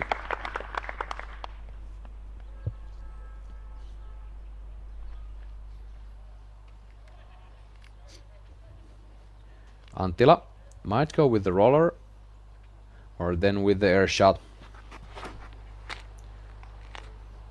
Yeah. Tries to mimic Gozic and he does it super well. That's how you want to play. That's a nice spot to be. Taking one easy birdie, get the time to calm down, gather yourself. And now he's taking time for the next shot. And okay, there we have the roller. Come on, get up there. That's what we want to see. That is circling. Finds in bounds for Ricky. Good thing that the players were awake. Their backs were on the ground. We've seen that happen a couple of times. It's very unfortunate to hit OB and not curl back. That's just part of the game. Gonna take another look at this roller play from Richard Wysocki. Very close call to go too straight.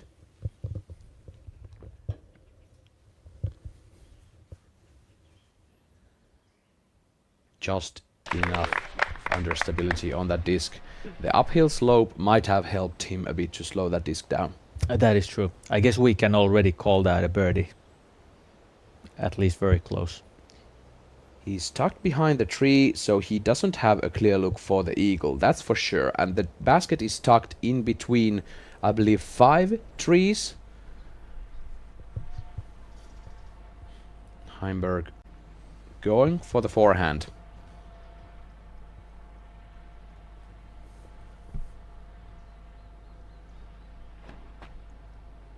Oh, that's a miss right. Or is it? No, it's actually a miss. Bit to the left, hits the branches. And he's still outside the circle. There might be some line to make the putt. We'll see.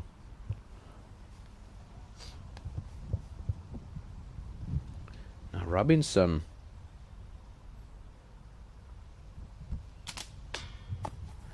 So close to saving the par. Isaac Robinson and Ezra Robinson are currently the closest contestants to take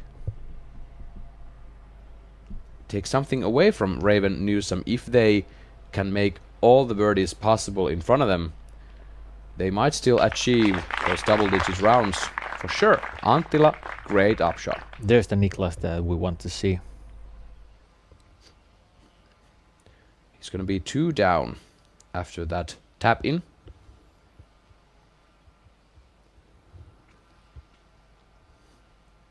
Aaron Gozic.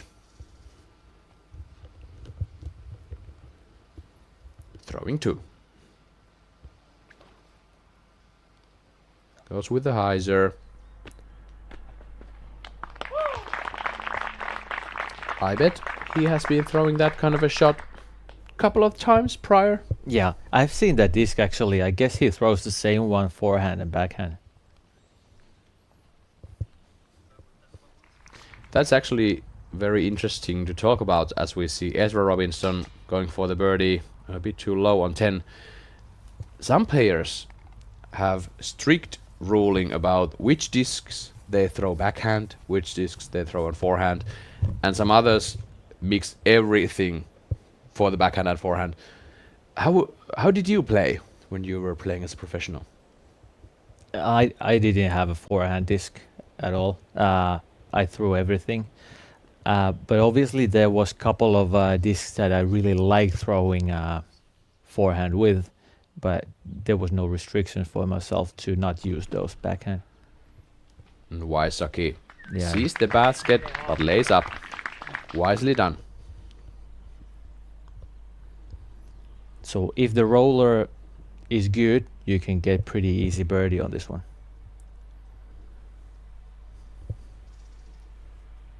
Heimberg cashes the putt for birdie. That's nice. Wow. Roll back that Zuka replay for Calvin Heimberg. Outside the circle. A flat delivery just over the rim.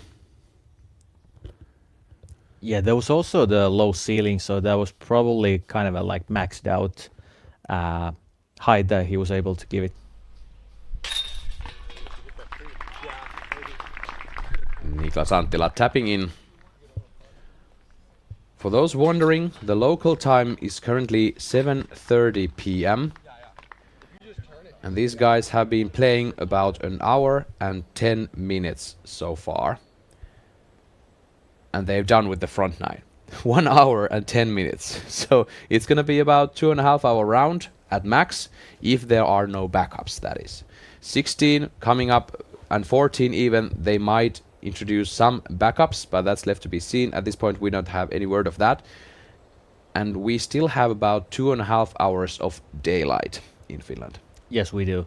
And these summer nights in the Nordics are very, you know, the air seems different. It gets like a little bit moist, if that's the correct word to use here.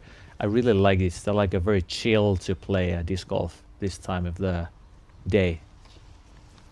Ezra Robinson, tee of 11. Demanding shot on this par 4. And gets a skip, hits a tree. Rolls a bit downwards. He should be fine, but it's not an easy shot from there. He's still short of the initial gap, going up left towards the pin. Heimberg, tee of 10. Beautiful shot from the drone. All right, Calvin, we see you. Okay, that's execution right there. We see you. That is 1 meter left for Calvin Heimberg on this hole 10.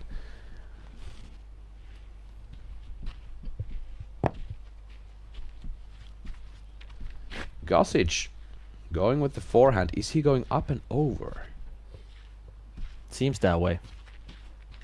But he has a very powerful forehand, so why not?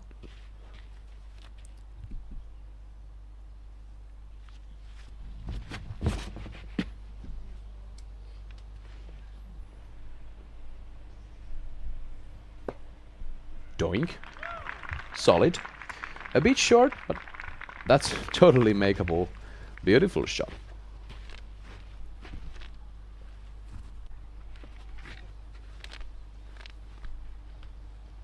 Anttila with the backhand. Needs to turn more. Hits the branches. That is still about 30 meters away, I want to say. Yeah, that's true. Seems like he's not able to, you know, give the full power for the disc, or kind of leaves the throw like just a bit short. Oh, that's a lucky kick. Lucky Ricky getting a kiss from the branch and dropping down for what we can see is inbounds. Yeah, back in the days, I remember someone calling him a Ricky. Why so lucky? So right there, we got the reason for that extra That's name. so good. Ricky, why so lucky? Oh my goodness. Pasi Koivu here in the studio with me, Esa-Pekka Tupala, on this beautiful summer evening in Turku Open 2025. What a joy to see that the sky has cleared. We're clear of the rain. And we're going to see Richard Why So Lucky once again, hitting the branch. Yeah, Antila, this is still far away. And there is out of bounds behind the basket. And it slopes downhill towards the out of bounds. Yeah, Ricky distracted me there a little bit, but it seems like Niklas can't like pull through the stroke. So maybe there's something with his plant food or something.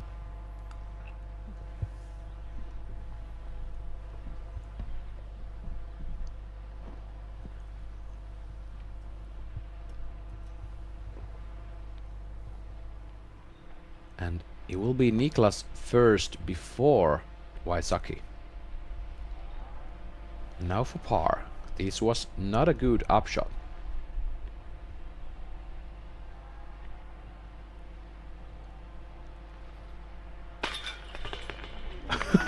Well, the nibs on the rim actually save him. Yeah, that was a close call. Bouncing on top of the rim on the left side and then still staying inbounds with chains. That's not typical. Definitely not. And here we have the high forehand. So 150 meters, yeah. It's doable. Okay, a different way to make the putt. Why not? Low right side. Look at the scorecard for Gasic. 1 par, 1 bogey, and all the rest are birdies. He's 7 down through 10. Calvin Heimberg. That kind of shot, going straight, subtle turn with the slower disc. One of my favorite shots to see every single time.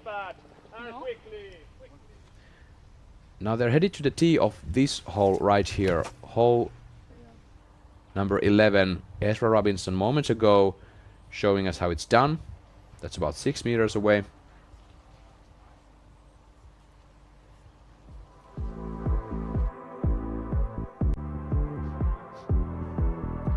And this shot on your screen was filmed a day prior to the event. We had a lot of wind going on the course.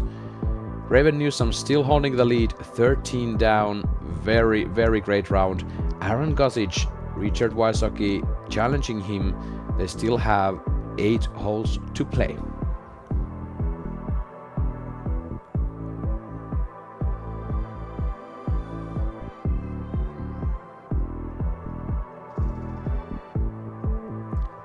There we see the 6 down round has been very common result for the first day.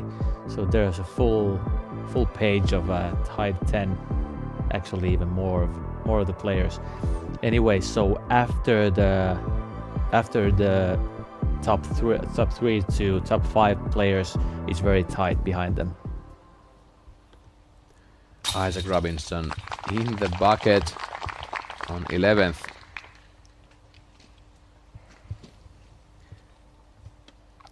Makes the birdie after the unfortunate bogey on 10. 7 down through 11. How about Ezra? They have their own distinct styles, even though being brothers and playing with each other for years on end up until this point. Heimberg, tee of 11. That's traveling towards the left side gap. Hit some trees. Yeah, he's short of the gap, and he has that tree on the right side to mess with. Yeah, that was a miss, but I guess the roll down was quite favorable. But still, getting a birdie from that position is going to be very difficult. Maybe even impossible. Gosic, second on the tee.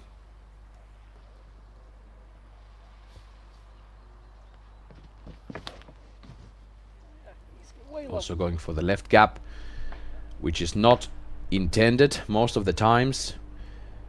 Stopped by a tree. He's pinched on the left side, and the angle he's looking at towards the pin is very awkward.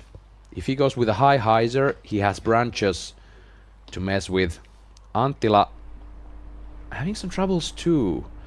Yeah, early. You can see from his reactions that he always stares at the at the tee pad or at his shoes after the throw. I have no idea what's going on, but there's something, because he's releasing the disc always just a bit early. And I'm not gonna say it. Yeah, but I'm not gonna say the nickname. Yeah, that is lucky. that was lucky roll. That was lucky roll. He's in the middle, perfect position, looking at the pin. Yeah, that's something that can happen if you hit the fairway, the narrow fairway on the left. And that happens to some, and then on other days you don't get the same luck. So that's how the game is played. Yeah, if anyone actually says that someone's lucky, it's actually evens out by time. So you can get lucky one round or one shot, but if you play long enough, it's gonna be same for everyone. But then another thing is that if you get lucky and you actually know that you get really lucky, you still have to capitalize. It's the same situation that if you didn't get lucky, you have to make the putt. But some people get like, they immediately feel bad, and then they don't make the putt and they get a par. So that's also one interesting aspect of this game. Anttila goes with the flick roller. For what I can tell, it doesn't quite get through.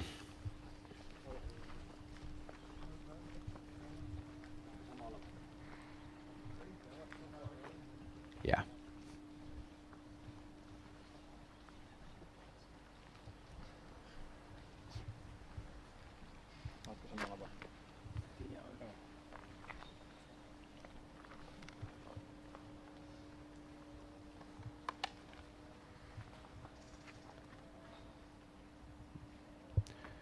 Yeah, Anttila didn't actually advance more than 15 meters.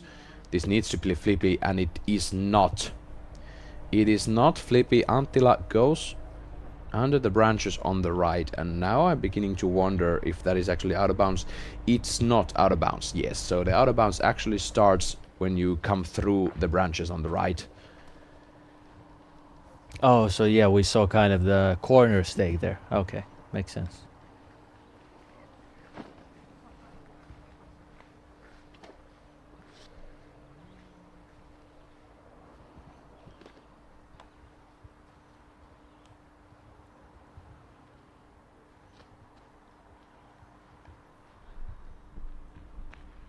Heimberg,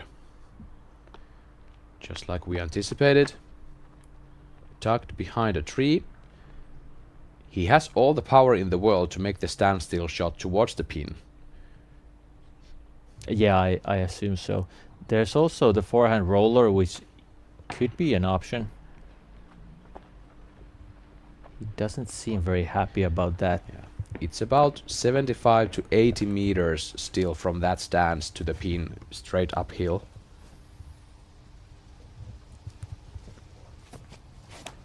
Ezra Robinson, tee of 12. And that is also very high risk factor, going very low on the tee, and you have to fly out of bounds the whole way. So the left side of the fairway is in bounds. Yeah, that was looking scary, but he knew what he was throwing, and we obviously didn't. So that was okay, this is something else. Is he coming back? Hit the rope at least. Interesting stuff. Gossage, throwing second, finds the circle.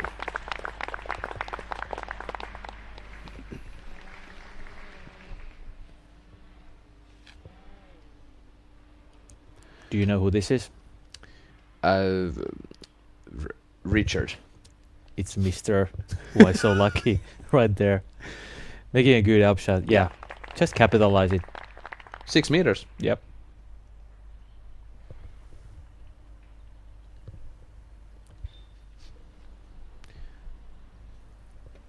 This is Calvin. He didn't get through. Now needs to lay up a par. and that's how you must do it.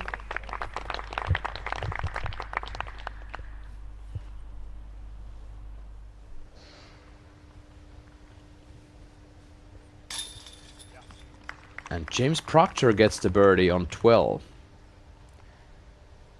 Very tricky pin position.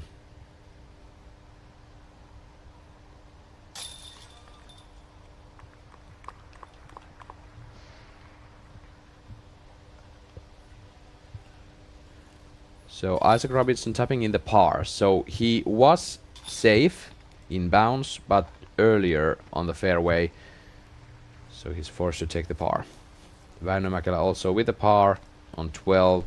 Birdies for Ezra Robinson and James Proctor, who's actually now with the turkey. So 3 birdies straight for Proctor, 5 down through 12. Anttila, he's 4th on 11th.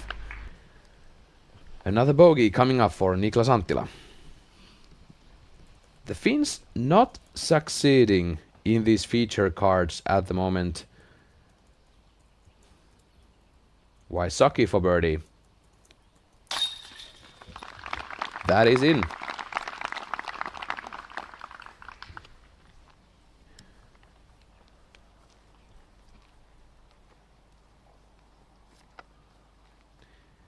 Wysocki is 8 down through last 10. Anttila for bogey. Now tied with Väinö Mäkelä, 1 down for the day. The third card we have Eetu Tuominen, a runner-up 2 on this event last year, 2 down after 12. Lenni Kemppainen even par after 13. We have Samuel Hänninen in the fourth card, 2 down after 13. So very, very slow play from these first 4 card Finns. Gosic, great birdie, 6 in a row for him, 8 down through 11. That scorecard looks nice. I would take that. And Heimberg saves the par.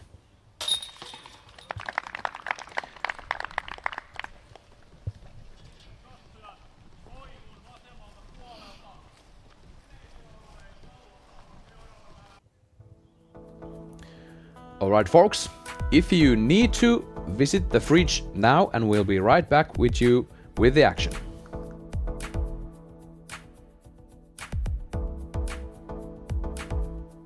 Have you tried the Prodigy Pivot? It's a new putter, it's really straight and really glidey. It's great for putting and great for throwing. And you can shop them at prodigystore.eu with minus 30% now, just for this weekend with code PAJU30. Boom. So, go shopping. Made from the earth, Rhino harnesses the power of plants and the sun to create topical performance products that are good for us and our earth. Formulated by a pharmacist and built by a chef, Rhino's unique line of products helps adventurers perform better and enhance recovery. I'm Jennifer Allen. I'm Sarah Hokum. And I use the Trekker. And I use the Trekker LG. The Trekker holds up to 25 discs, and I like a lot of extras. The LG holds 30 discs, so I can have backups for my backups. There's nothing that I don't have room for. There's even enough room for your emotional support animal. I think the Trekker is for someone who wants to have everything on the course. You want to be prepared. We can carry everything we need, and I have a comfortable place to sit on the course. Precision, power, re-engineered. An over 10% shift in mass from center to the rim, 20% more gyroscopic force, giving you straighter flight, longer glide, and extra distance. This isn't just a disc. Once you throw it, you'll see.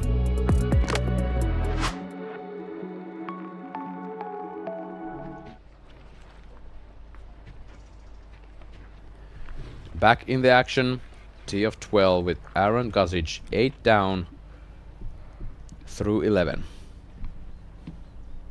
This guy likes to throw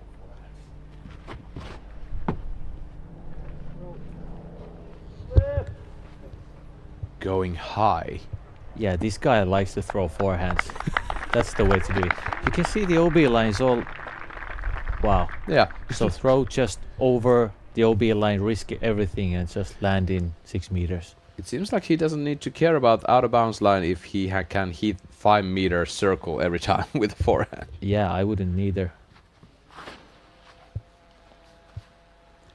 Waisaki, this is leaking left. And out. Out of bounds. Yeah, tough hole, because I thought that was the, you know, like the nice and safe way to attack the hole. But there's the OB waiting for players too. So maybe that's the way, just to risk the right line and then get a skip from there. Solid, but outside the circle. I feel that's about 11 meters away. Yeah, I think so.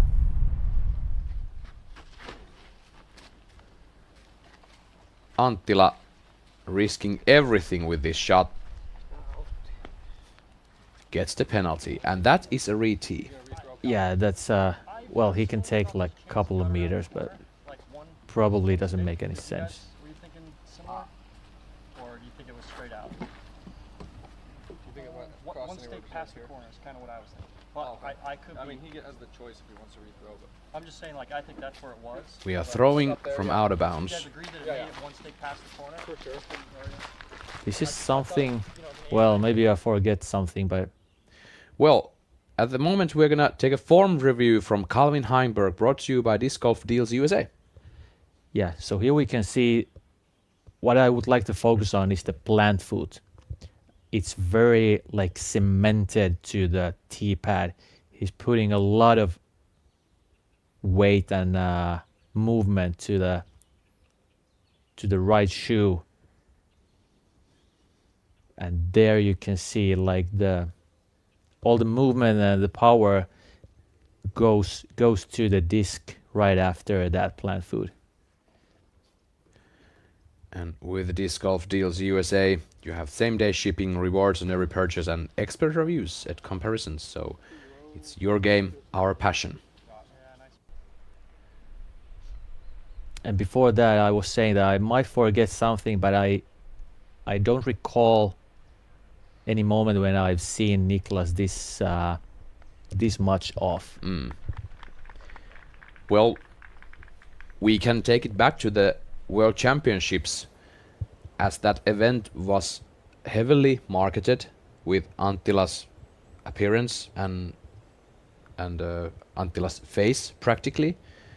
He's been doing hours and hours on end of media every single day for 5 days straight, even further back on the week.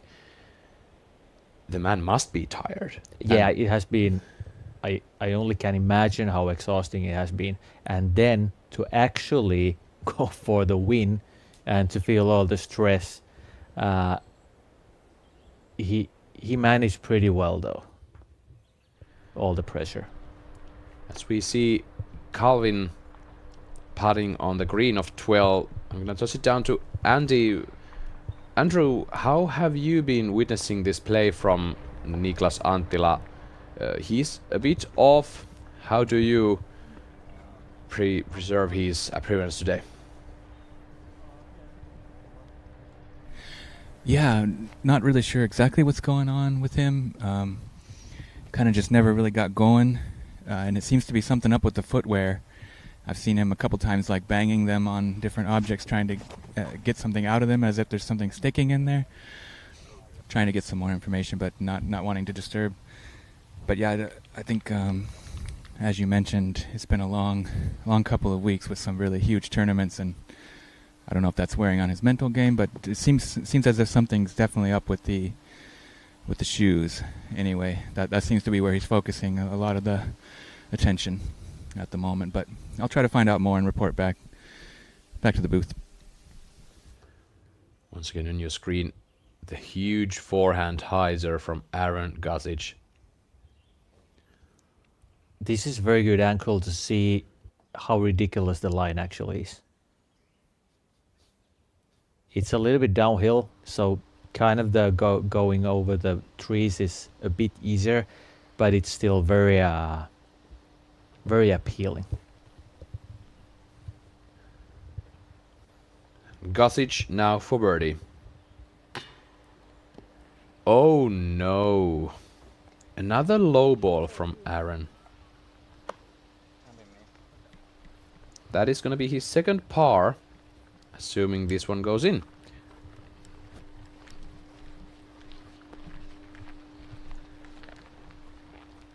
Anttila out of bounds again. And he cards a triple bogey. Tough time.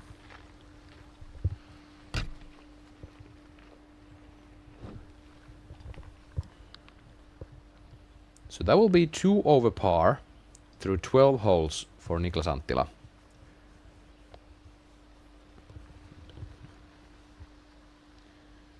Gossage saves the par. The common miss for Gossage is low when putting, which is quite obvious of his putting style, but we have now seen maybe, yeah, it was in hole 1 and this hole, which were like relatively short, but other than that he's been playing very well.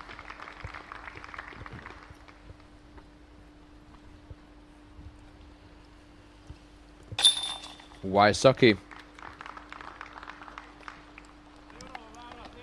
in the bucket. Take a look at this. So this was Anttila just a moment ago. Going for the pin, sailing high, ending out of bounds. Tough hole for Niklas Anttila. And here we can see how close the OB lines actually are. Even though the crosswind was coming from left to right, he had a higher angle. The disc still was able to sail out of bounds. Yeah, that was, he was facing a little bit upwards from his lie. One of the most demanding tee shots off the course, Ezra Robinson, tee of 14. And that's how you do it. And the basket can maybe be seen there, just above the hill. The green slopes down. There are very slick wood chips surrounding the area. And if you're coming too fast, you might end up 12 meters past the basket with a dozen of trees in front of you. So speed control is everything on the second shot on 14. That is if you make those 2 initial gaps of the tee. Very, very tough hole. Gossage now tee of 13.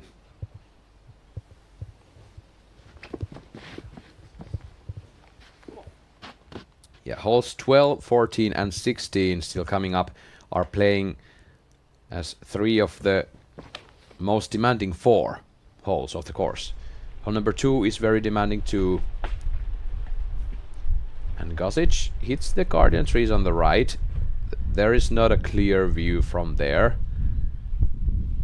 From my perspective and what we saw from last year, it might be that there are some small bushy trees that have been taken down. But it's still a jail whatsoever. Heimberg, 121 meters for the MPO, par 3. And he also turns it over. Yeah, same. Okay, well, a better result, but was going towards the same right side of the fairway. But that's a good result. Yeah, a lucky branch there for Calvin.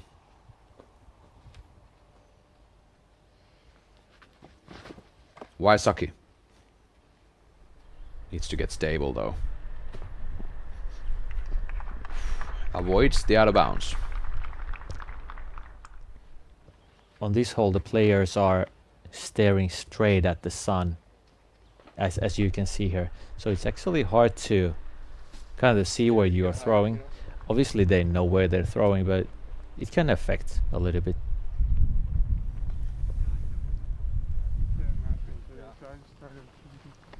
Going well on the straighter. Line drive. Because I just kept pulling. Just kept ending up in the Isaac Robinson now tee of 14. 183 meters, par 4. Almost gets through. Oh my goodness. Oh my goodness. What a nasty kick down from the branch. Caught edge and rolls out of bounds left.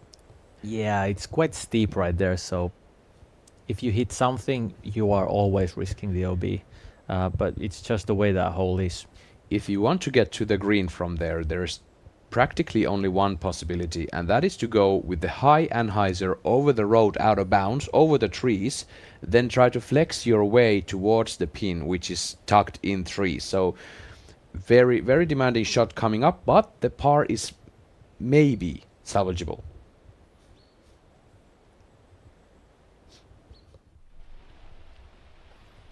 Now here's Goose. Takes a forehand. Needs perfect execution. Yes. The only thing he can do from there. Yeah, no chance for a birdie from there. And sometimes those little gaps can be tricky, so it's very annoying if you hit the first one and get a bogey from a position like that. Anttila, low ceiling, catches the cage, and there's out of bounds behind the bucket, so that's why Gasic was not able to run that with a flick. Yeah, that's true. Missing the target would have meant an out of bounds penalty. Wysocki for birdie.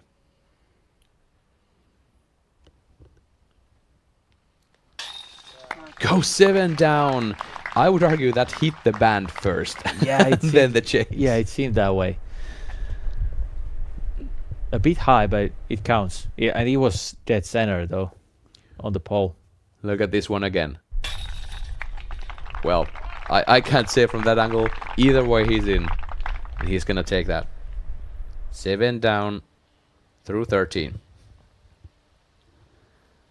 Heimberg. Can he go 7 down through 13? Yes, he can.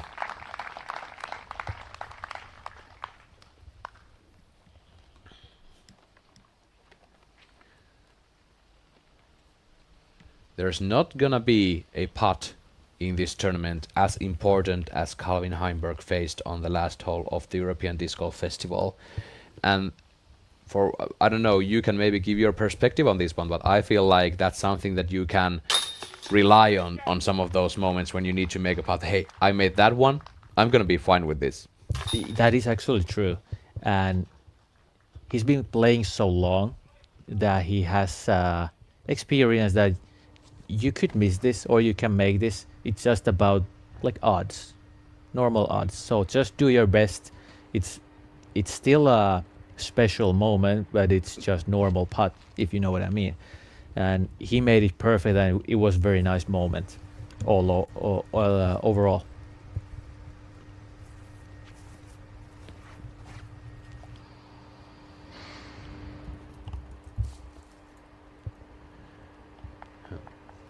There is the second shot. What a day filled with action from Turku Open 2025. We'll be right back to you with the action from Turku.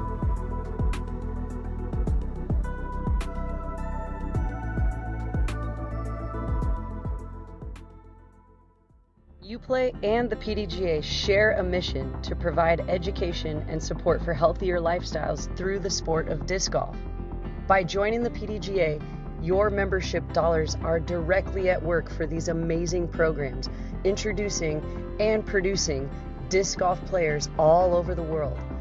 Support our programs by joining the PDGA or donating here.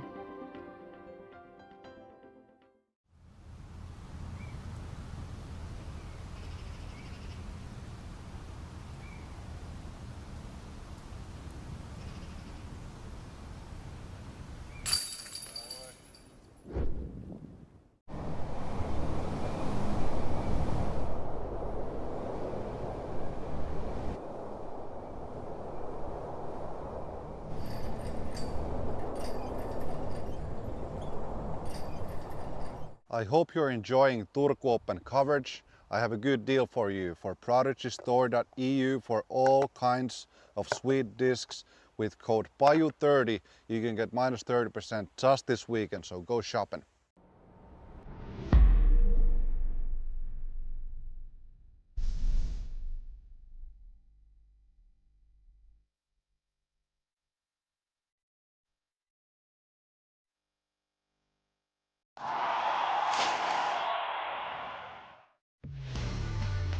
If you design, if you test, if you manufacture, there is only one technology partner you need.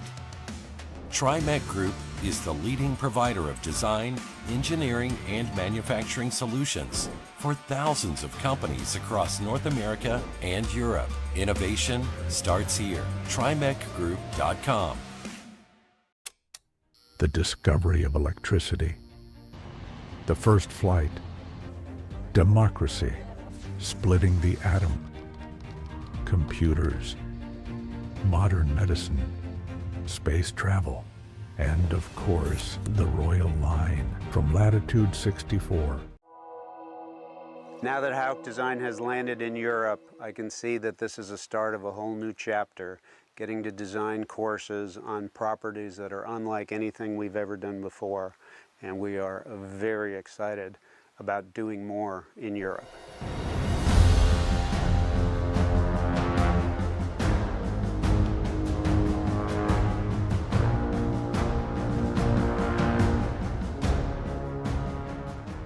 What is the simplest way to improve your disc golf game? The answer, learn from the very best. Paul Ulibarri, Simon Lizotte, Ezra Aderhold, and Holland Hanley. They're not just players, they are your elite coaches guiding you every step of the way. The Power Disc Golf Academy is the premier online disc golf academy with over 150 on-demand lessons that are specifically designed to improve your skills right now. So what are you waiting for? Join today at powerdga.com. The First Available Research Ultiworld Disc Golf Fandom Survey is now open. Now in its 4th year, with many new questions, the survey is better than ever. This is your chance to share your opinions as a member of our awesome disc golf community with questions about players, media, discs, and so much more. Results from the survey will be published in Ultiworld this off-season. The survey is only open for a limited time, so scan the QR code or go to discgolfsurvey.com to take it now and let your voice be heard. Welcome back. The Friday at Turku Open is nearing its end, but we still have many highlights coming at you. It seems like Ezra Robinson 10 down through 14 with 4 pars. Even though the weather is getting a little bit chilly as the night becomes closer, Ezra's round is getting hotter. Calvin Heimberg, tee of 14, gets through the gap. 0 ground action, just what you want to see on this hole. Oh, this was something that I was actually thinking about. Yes. Playing the slope with the forehand. And he's still going through the gaps, or trying to do so, gets very favorable roll. Nice place to be. There's also a play to play a shorter forehand to the right, just like this. Not just like that, but to go right, high on the hillside, and then high hyzer over everything from the right. Oh, okay. Yeah, maybe not that short, but I get the idea. Gossage is in trouble now. He wanted to avoid these guardians. Yeah, now he's going for the par. Oh my goodness. Aaron Gossage, what are you doing? That's marvelous. Yeah, forehand specialist.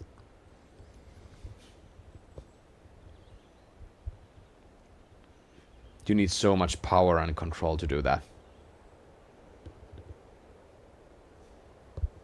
Believe me, folks. I played this course and these tricky lies so many times before. Wysocki.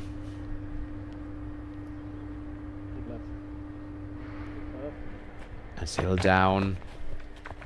That is super well done. That is so well done. He's just outside bullseye, about 5 meters away. See that ground on the pin? Mm-hmm. That's bye-bye if you hit there with power. Yeah, that's true. That was a very nice way to approach the green, as Ricky played. Slower disc and let it come in from the right side, like quite far from the right. To me, the forehand looks good from here. It plays against the slope for sure. Now question is Calvin going from the left side of that guardian bush? It seems to be so.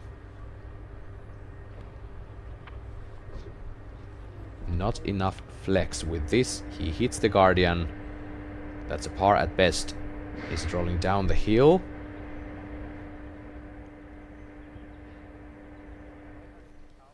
I guess it was okay. Yeah.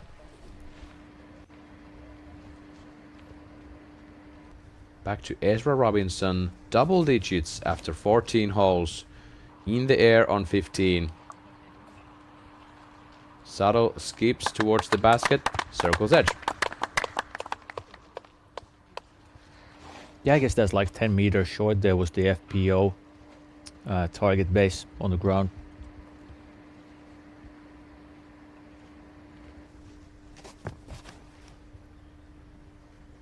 Robinson, that is Isaac Robinson, gets pin high on the left.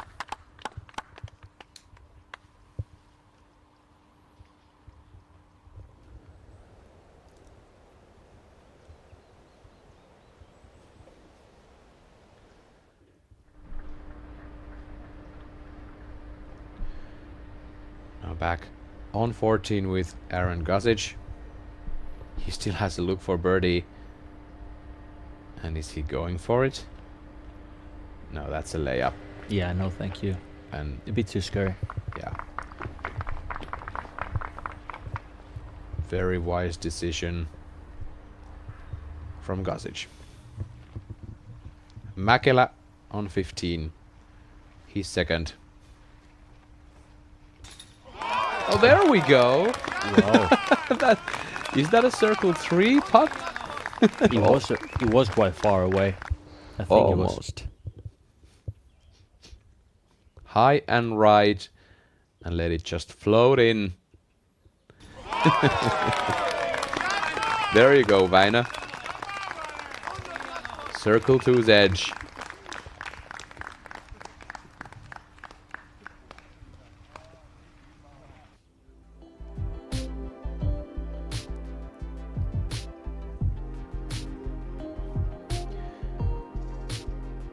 The original disc golf park, Aninkainen disc golf course, was based in 2018 and was just a group of friends who included it as a part of their studies, and they took away all the bushes, all the roughs, and made this 18-hole layout. And of course there's a couple of holes that have been kept in the permanent layout to this day. Most of the holes originally pictured on these premises are now gone, and the Disc Golf Club 4 is managing and was managing the course mainly up until last autumn, when Seppo Paju came in and took the concept into his own hands. And there is practically 2 permanent layouts at the moment in the park. We have 1 tee for every single fairway and 2 basket locations on the course permanently. Ezra Robinson now gets another birdie on 15 and he's on fire. Wow. All eyes on Ezra now, so 11 down. Only 2 behind Raven Newsom, who's leading the tournament. Heimberg. Well, just the perfection. Doing just fine.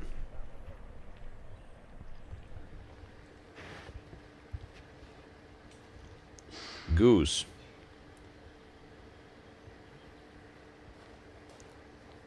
Eight down through 14, tied with Ricky Wysocki. Calvin will be 8 down after this hole. How about Aaron? Clips the branches early. Well, that's a long birdie beat. Most likely a par.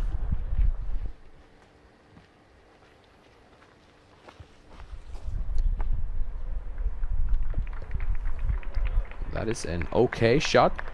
Going long. Still a bit frustration, but we get that.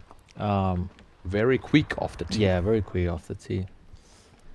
But this is on the easier side of the holes. Another look at Richard Wysocki.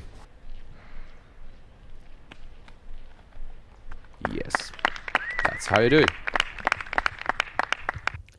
You can rely on the ground to get like maybe not 10 meters, but something like 5 to 8 meters. So just aim it there with a little hyzer angle and you should be good. I guess they were throwing putters and mid-ranges on that hole.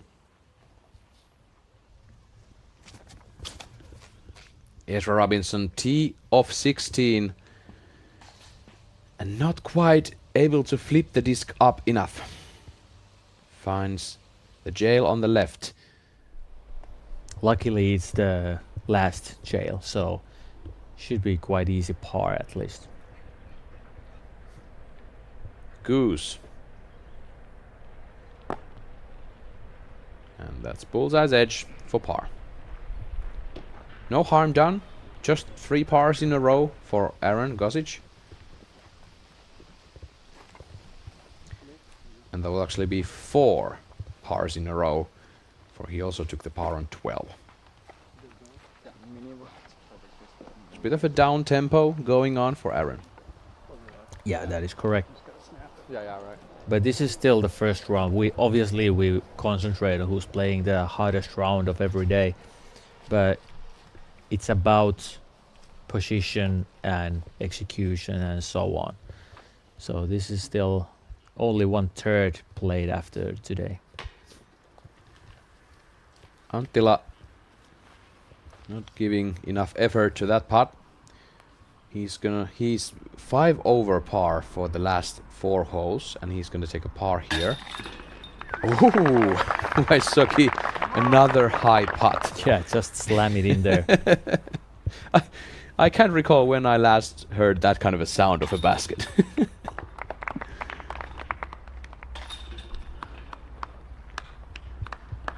Calvin tap in birdie. Wysocki 9 down through 15 holes. Gossage and Calvin Heimberg 8 down through 15 holes. Back to tee of 16. Isaac Robinson, the master of the backhand shot. And this is a bit too much of a turn. Oh, he kicks right. So there is a mandatory on the right that you have to circle from the left.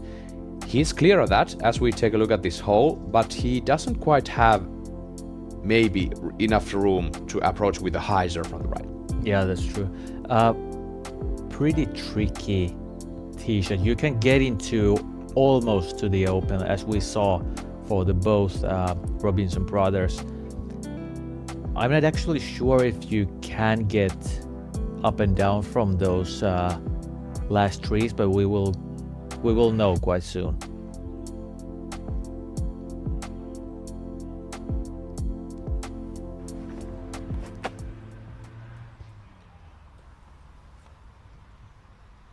James Proctor throwing 2 on 16. And that red circle there on the ground is a relief zone. Yeah, I don't know if James entered actually the relief zone, but the idea is that it plays like OB, but you just don't get the stroke. Usually it's because the area is wet, as it is in this situation too.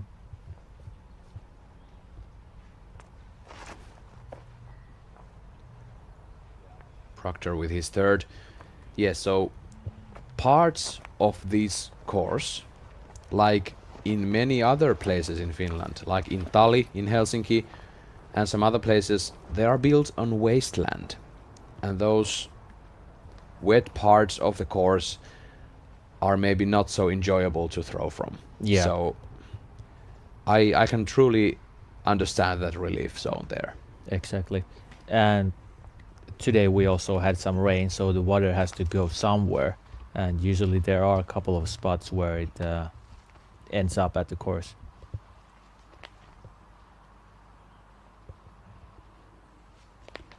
Väinö Mäkelä throwing 2 on 16.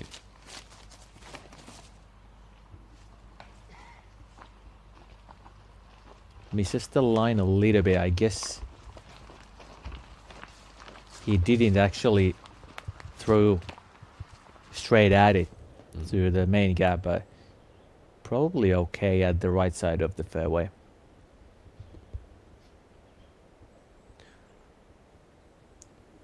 This number 16 is the signature hole on the course, along with the 14.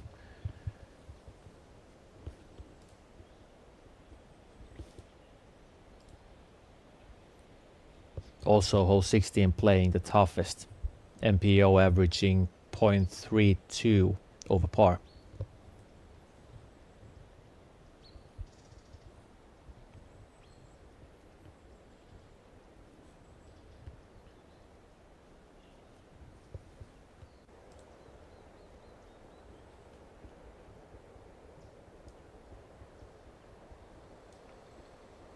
So as the last groups are entering the last holes, we are almost, well, not certain yet, but the lead card is going to be including Raven Newsome and most likely Daniel Davidson from Finland and Raven from US. And the last two players will be Ezra Robinson, Ricky Wysocki, and Aaron Gossett, so two of them obviously. Okay, Calvin has a chance too. So Isaac was able to get out of the jail with a hyzer from the right. He is still outside the circle on 16. The outer bounds is tied. And it's laid down on the left side of the path that you can see from our drone here.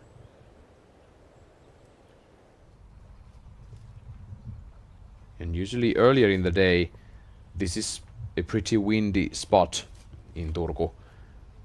And if you take something too understable, it very easily flips as it arrives to the highest point of the fairway and goes out of bounds right. Ezra Robinson throwing second, yeah, he did what he could. I would say that's about 25 meters still maybe for the MPO pin. Yeah, that's totally okay from the spot.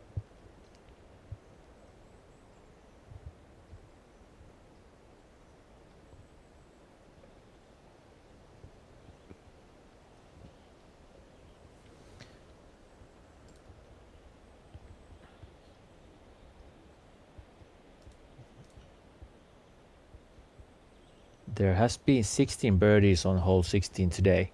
Kind of a funny number for the hole, but yeah, that speaks to the fact that it's been playing the toughest. Quite a bit of double bogeys or worse. That's 11 for today, so more than 10%.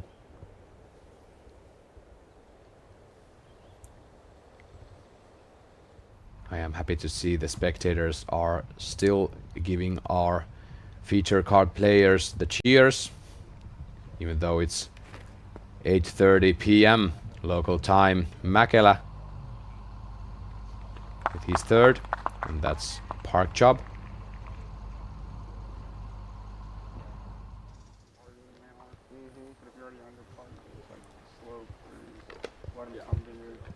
Dude, I had a year where I was, I think, 5 down through 6, and then they called the wind delay. Oh, I remember that year. As we anticipated, there is a slight backup on hole 16. Would you argue this tee shot is the most difficult one on the course? I would say so. Probably the penalty is not the worst, even though it's pretty bad. But okay, that was interesting reaction. Yeah, but it's actually very far that you have to throw to get to the open. So that one makes it tough. This would also make really nice par 3, just to put a basket right where the camera guy is, in the middle of the gap. Heimberg drives it low. If this just skates forward, that's a great position. That is a great position. Great kick. But that's what I was saying in the FPO coverage, that you can actually throw it quite steeply down, because the skip will take it forward and forward. Gosic was telling us in their practice run video with Ezra that he would actually like to take the run up on the spot where this tree actually is. So he has to take a shorter run up here. As a result, Oh my goodness. what a reaction from Gosic, and he drops down. Did you see that? Yeah, that was funny. Like kicked down the left side of the disc swing. But that's in prime position.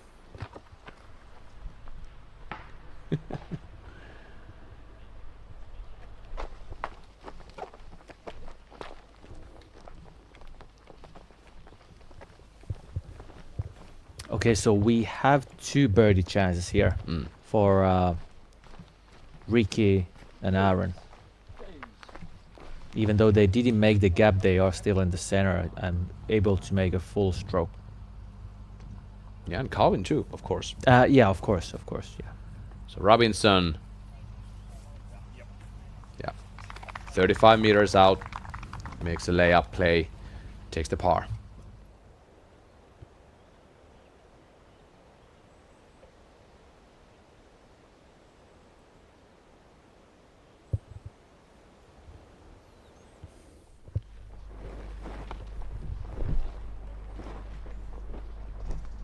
So you can visualize the forcing over and fading back at the end shot, righty backhand. The main risk is that if you turn it too much, the OB is right there. 189 meters for the MPO. And Gosic is still, I would argue, about 110, 115 away from the pin. Yeah, and it's a bit uphill too, so it is a full throw from there.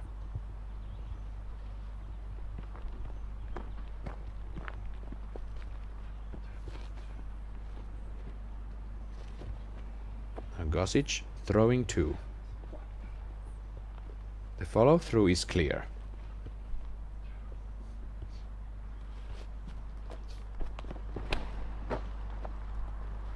Avoids the trees, and he's gliding. Would you take a look at that? That was well done from the spot. I was expecting a bit higher, but that works. He circles edge. Here's Ricky. He needs power, and the disc selection is crucial here. He has to go just straight uphill. And something that stands up from the hyzer, it goes a little bit straight. Yeah, good throw, but the birdie is out of the range. Well, actually, it's Ricky, so let's not go that far. Let's take it down a bit. Yeah, let's just see. If that goes in, we might see some Raptor action. Hopefully. Hopefully. We haven't seen that yet today.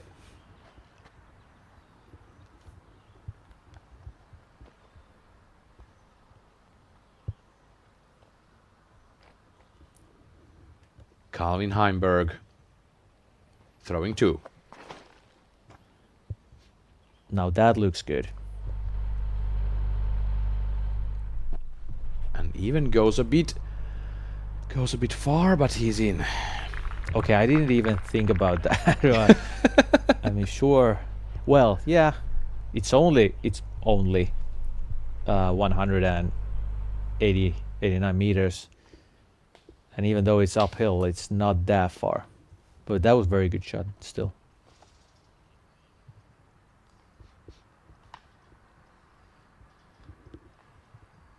Anttila. Jail on the left.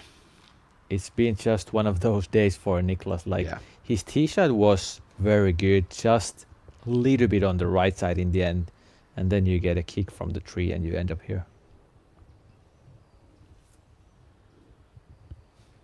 He's going with a steep hyzer. Clip something. You got some. Yeah.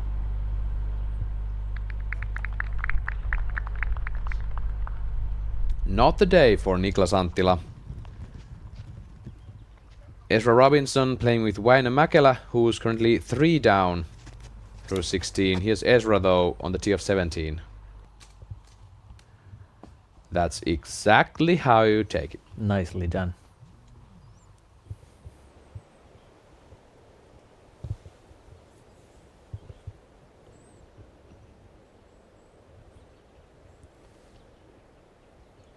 So our guesses for the hot round. You guessed 13 down and I said 14. Well, Ezra can still ace the last hole, but I guess you are going to win this round. Väinö Mäkelä. Another highlight putt for Mäkelä. Crazy.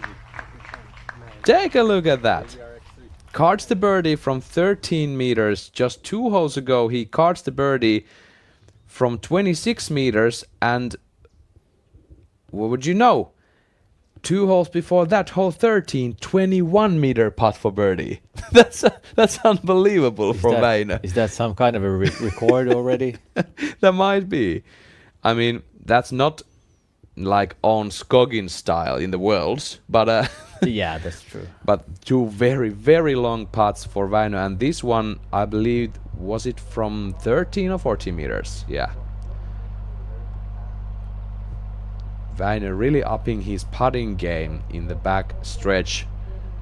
Now Gasic for a long birdie look to go 9 down through 16. Tickles the rim on the right.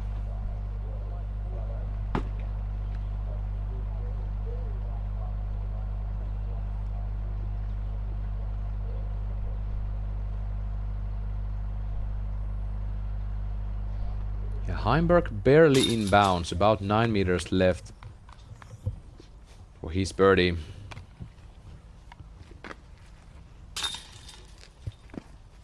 Some tap-ins for the second feature card on 17th. Proctor the only one taking the par there, which is interesting. Isaac Robinson also a long birdie from 15 meters before Väinö, so great job for both of them. Ezra Robinson from 5 meter tap in. Now Heimberg for birdie on 16 delivers. So the OB long is only like 9 meters away, and on the right side it's even closer. Yeah. Wysocki saves the bar. That is the view Seppo Paju took from last year, looking at the stats after the tournament, thinking about how to make this course challenge the players the best. The out of bounds are drawn to be much more tighter this year than last year. 2 more holes to play with the MPO feature card number 1.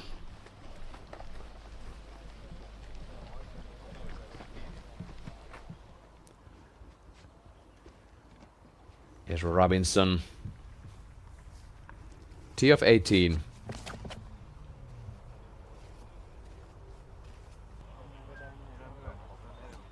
Hyzers in.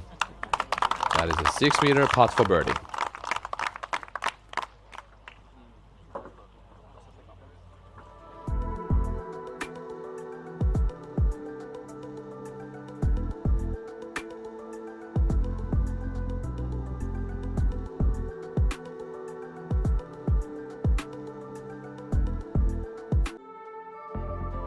Great news! UPlay and the PDGA share a mission to provide education and support for healthier lifestyles through the sport of disc golf. By joining the PDGA, your membership dollars are directly at work for these amazing programs, introducing and producing disc golf players all over the world. Support our programs by joining the PDGA or donating here. Hi everyone, I'm Katrina Allen on behalf of Team DGA. We're going to talk to you today about the release of my Typhoon in the Atmos plastic. First reaction to the Atmos Typhoon, it has the dome of the Protos, it has the grip of the First Flights, but these are a little stiffer and I think they're prettier. That flies so good. In addition to the Typhoon, we're also releasing the Sonar and the Quake in the ultra premium Atmos plastic.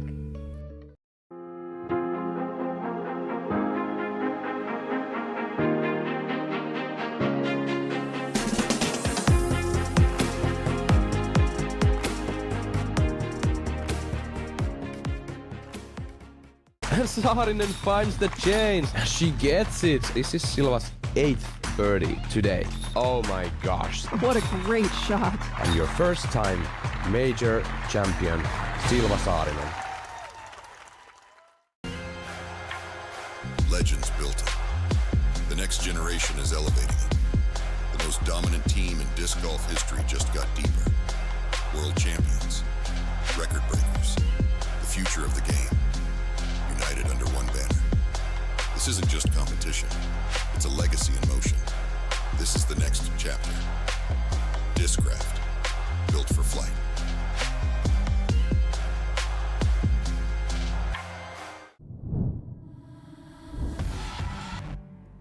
Success is not linear. It takes time and it takes belief. A belief that there is no ceiling and that the bar can always rise higher.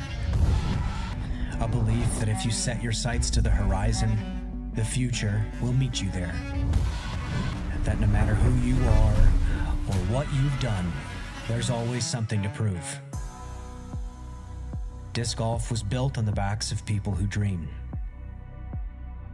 And out here, what started as a dream is now a decade-long catalyst that turns dreams to moments.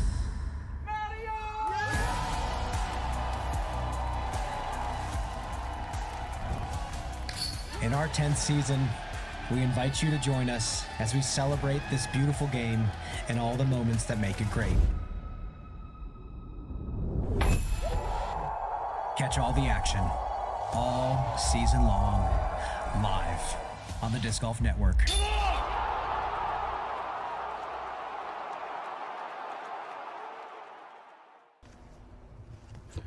Welcome to crunch time, folks. Isaac Robinson on the tee. 116 meters to the pin. This is hyzering in.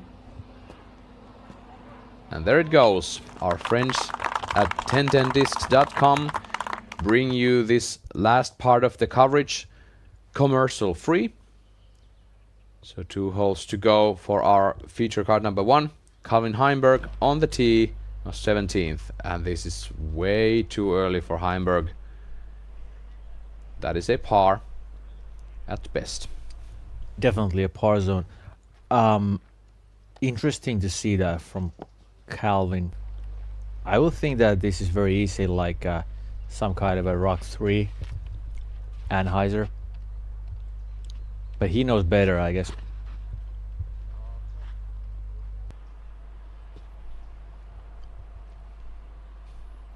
And that is on the left for Ricky.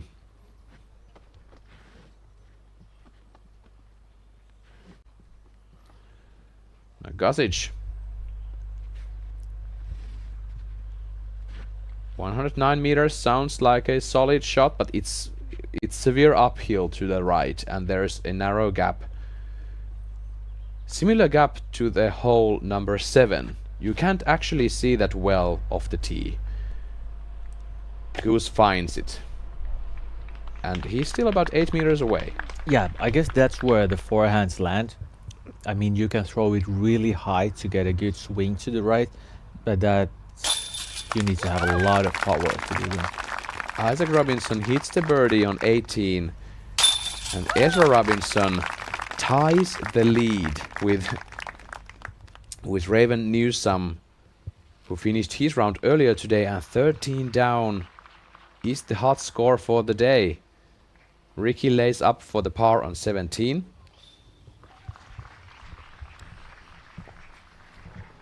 Another layup there. Gossage is putting for birdie from 8 meters. Calvin laid up for par.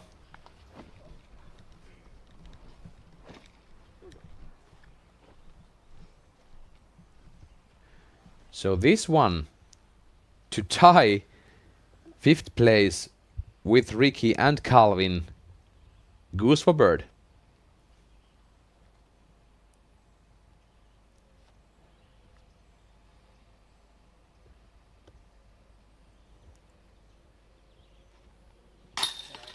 And that is in.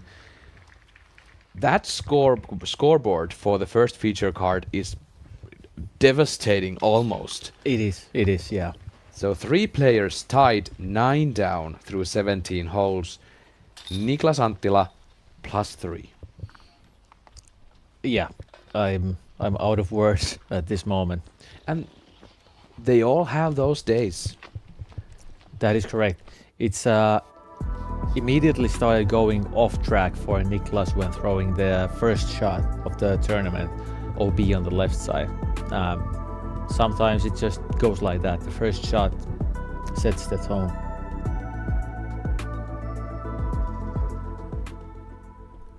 Not a day for Niklas Anttila. Now, tee of 18 with our first feature card. Aaron Gossage, 9 down at this point. Wow, that's really wide. Very wide and high. And he gets into the island. Okay.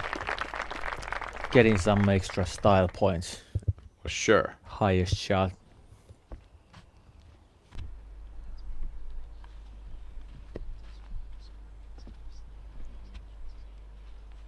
The crowds have gathered behind the island to witness these last shots. 116-meter par 3, an island hole circled by the hay bales.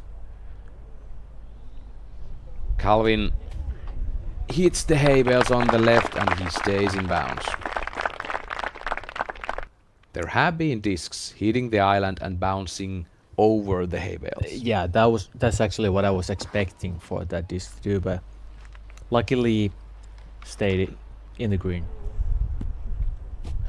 That is a nice spiky entrance from Ricky Wysocki. I'm sure we're gonna see an ace this weekend. You sure about that? We must see it. Because even the Ricky shot was very close. They are all tracking.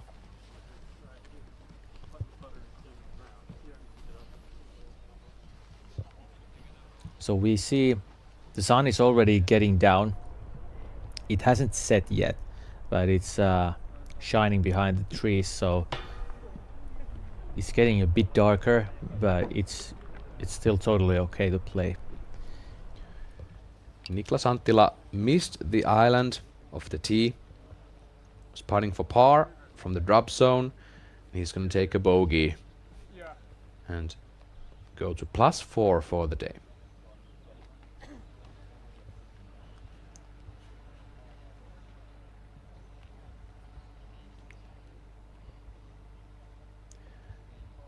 Wysocki not getting the birdie there. Stays tied 5th. Calvin Heimberg. Chance to get the double digits and tie the 3rd place. And a ticket to the lead card tomorrow.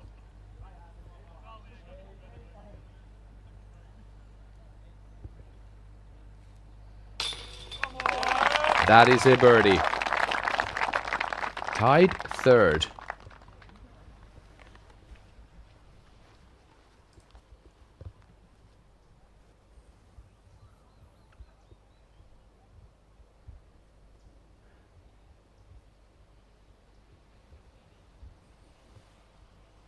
And Goose, same situation.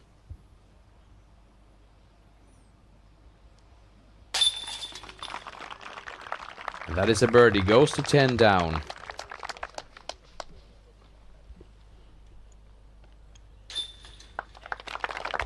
And Niklas Anttila with that bogey tied 97th. Wow. Yeah. After almost taking down the world title last weekend. That's how it goes. That's how it goes, yeah. Probably it just needs some time to recover. Yeah. He's had a rough week at Nokia and Tampere.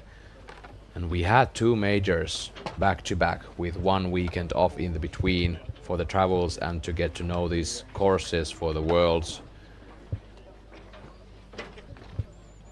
Wow, so much to talk about, and we're gonna get right back to you with the after show after these short commercial breaks, so don't go anywhere.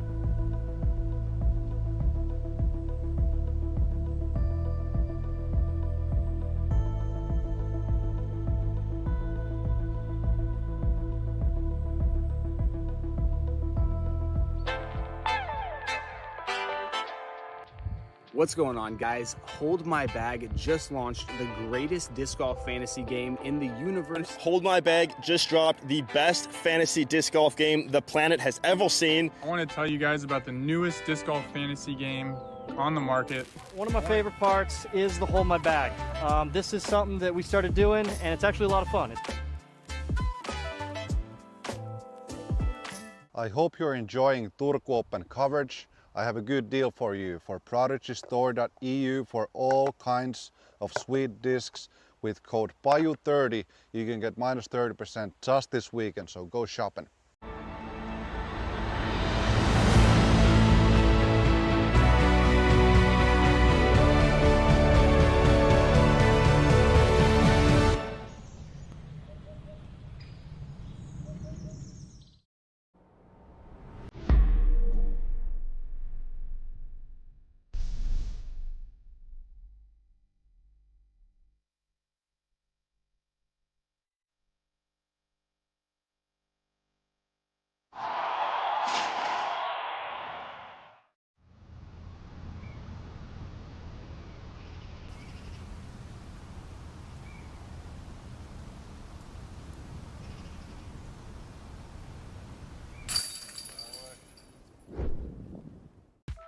At the Paul Macbeth Foundation, we're obsessed with one thing: making disc golf more accessible to people around the world. But here's the thing, we can't do this alone.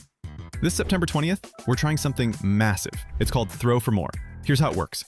You get sponsors, play as much disc golf as you can, and every hole brings the sport to someone new. UDisc believes in what we're doing so much, they're donating 10 cents for every single round played that day. Your rounds on September 20th, they count. Register at throwformore.com. We are outside. We are together. Oh my! We are healthy. We are inclusive. Smile. Smile. You are playing Disc golf. PDGA Europe. Smile. Have you tried the Prodigy Pivot? It's a new putter, it's really straight and really glidey. It's great for putting and great for throwing. And you can shop them at prodigystore.eu with minus 30% now, just for this weekend with code PAJU30. Boom. So, go shopping.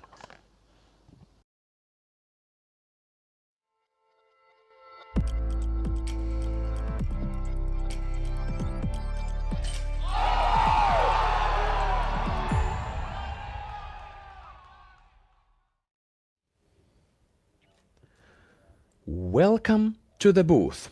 Turku Open starting day Friday is now done. Pasi Koivu, how did we feel about the MPO round? A lot of hot scoring. Before the MPO field started, I was expecting maybe 11 down, and now we have two 13 down rounds from Ezra Robinson and Raven Newsom. And one might argue that they were not the players that we were expecting the hot rounds to come from. Obviously, very good players. But it's going to be interesting lead card also for tomorrow because there's some players that we don't see that often. Well, let's go straight to the clubhouse. We have Ezra Robinson there and 13 down, bogey-free round, Andrew Gum interviewing him. Let's hear what he had to say after his round.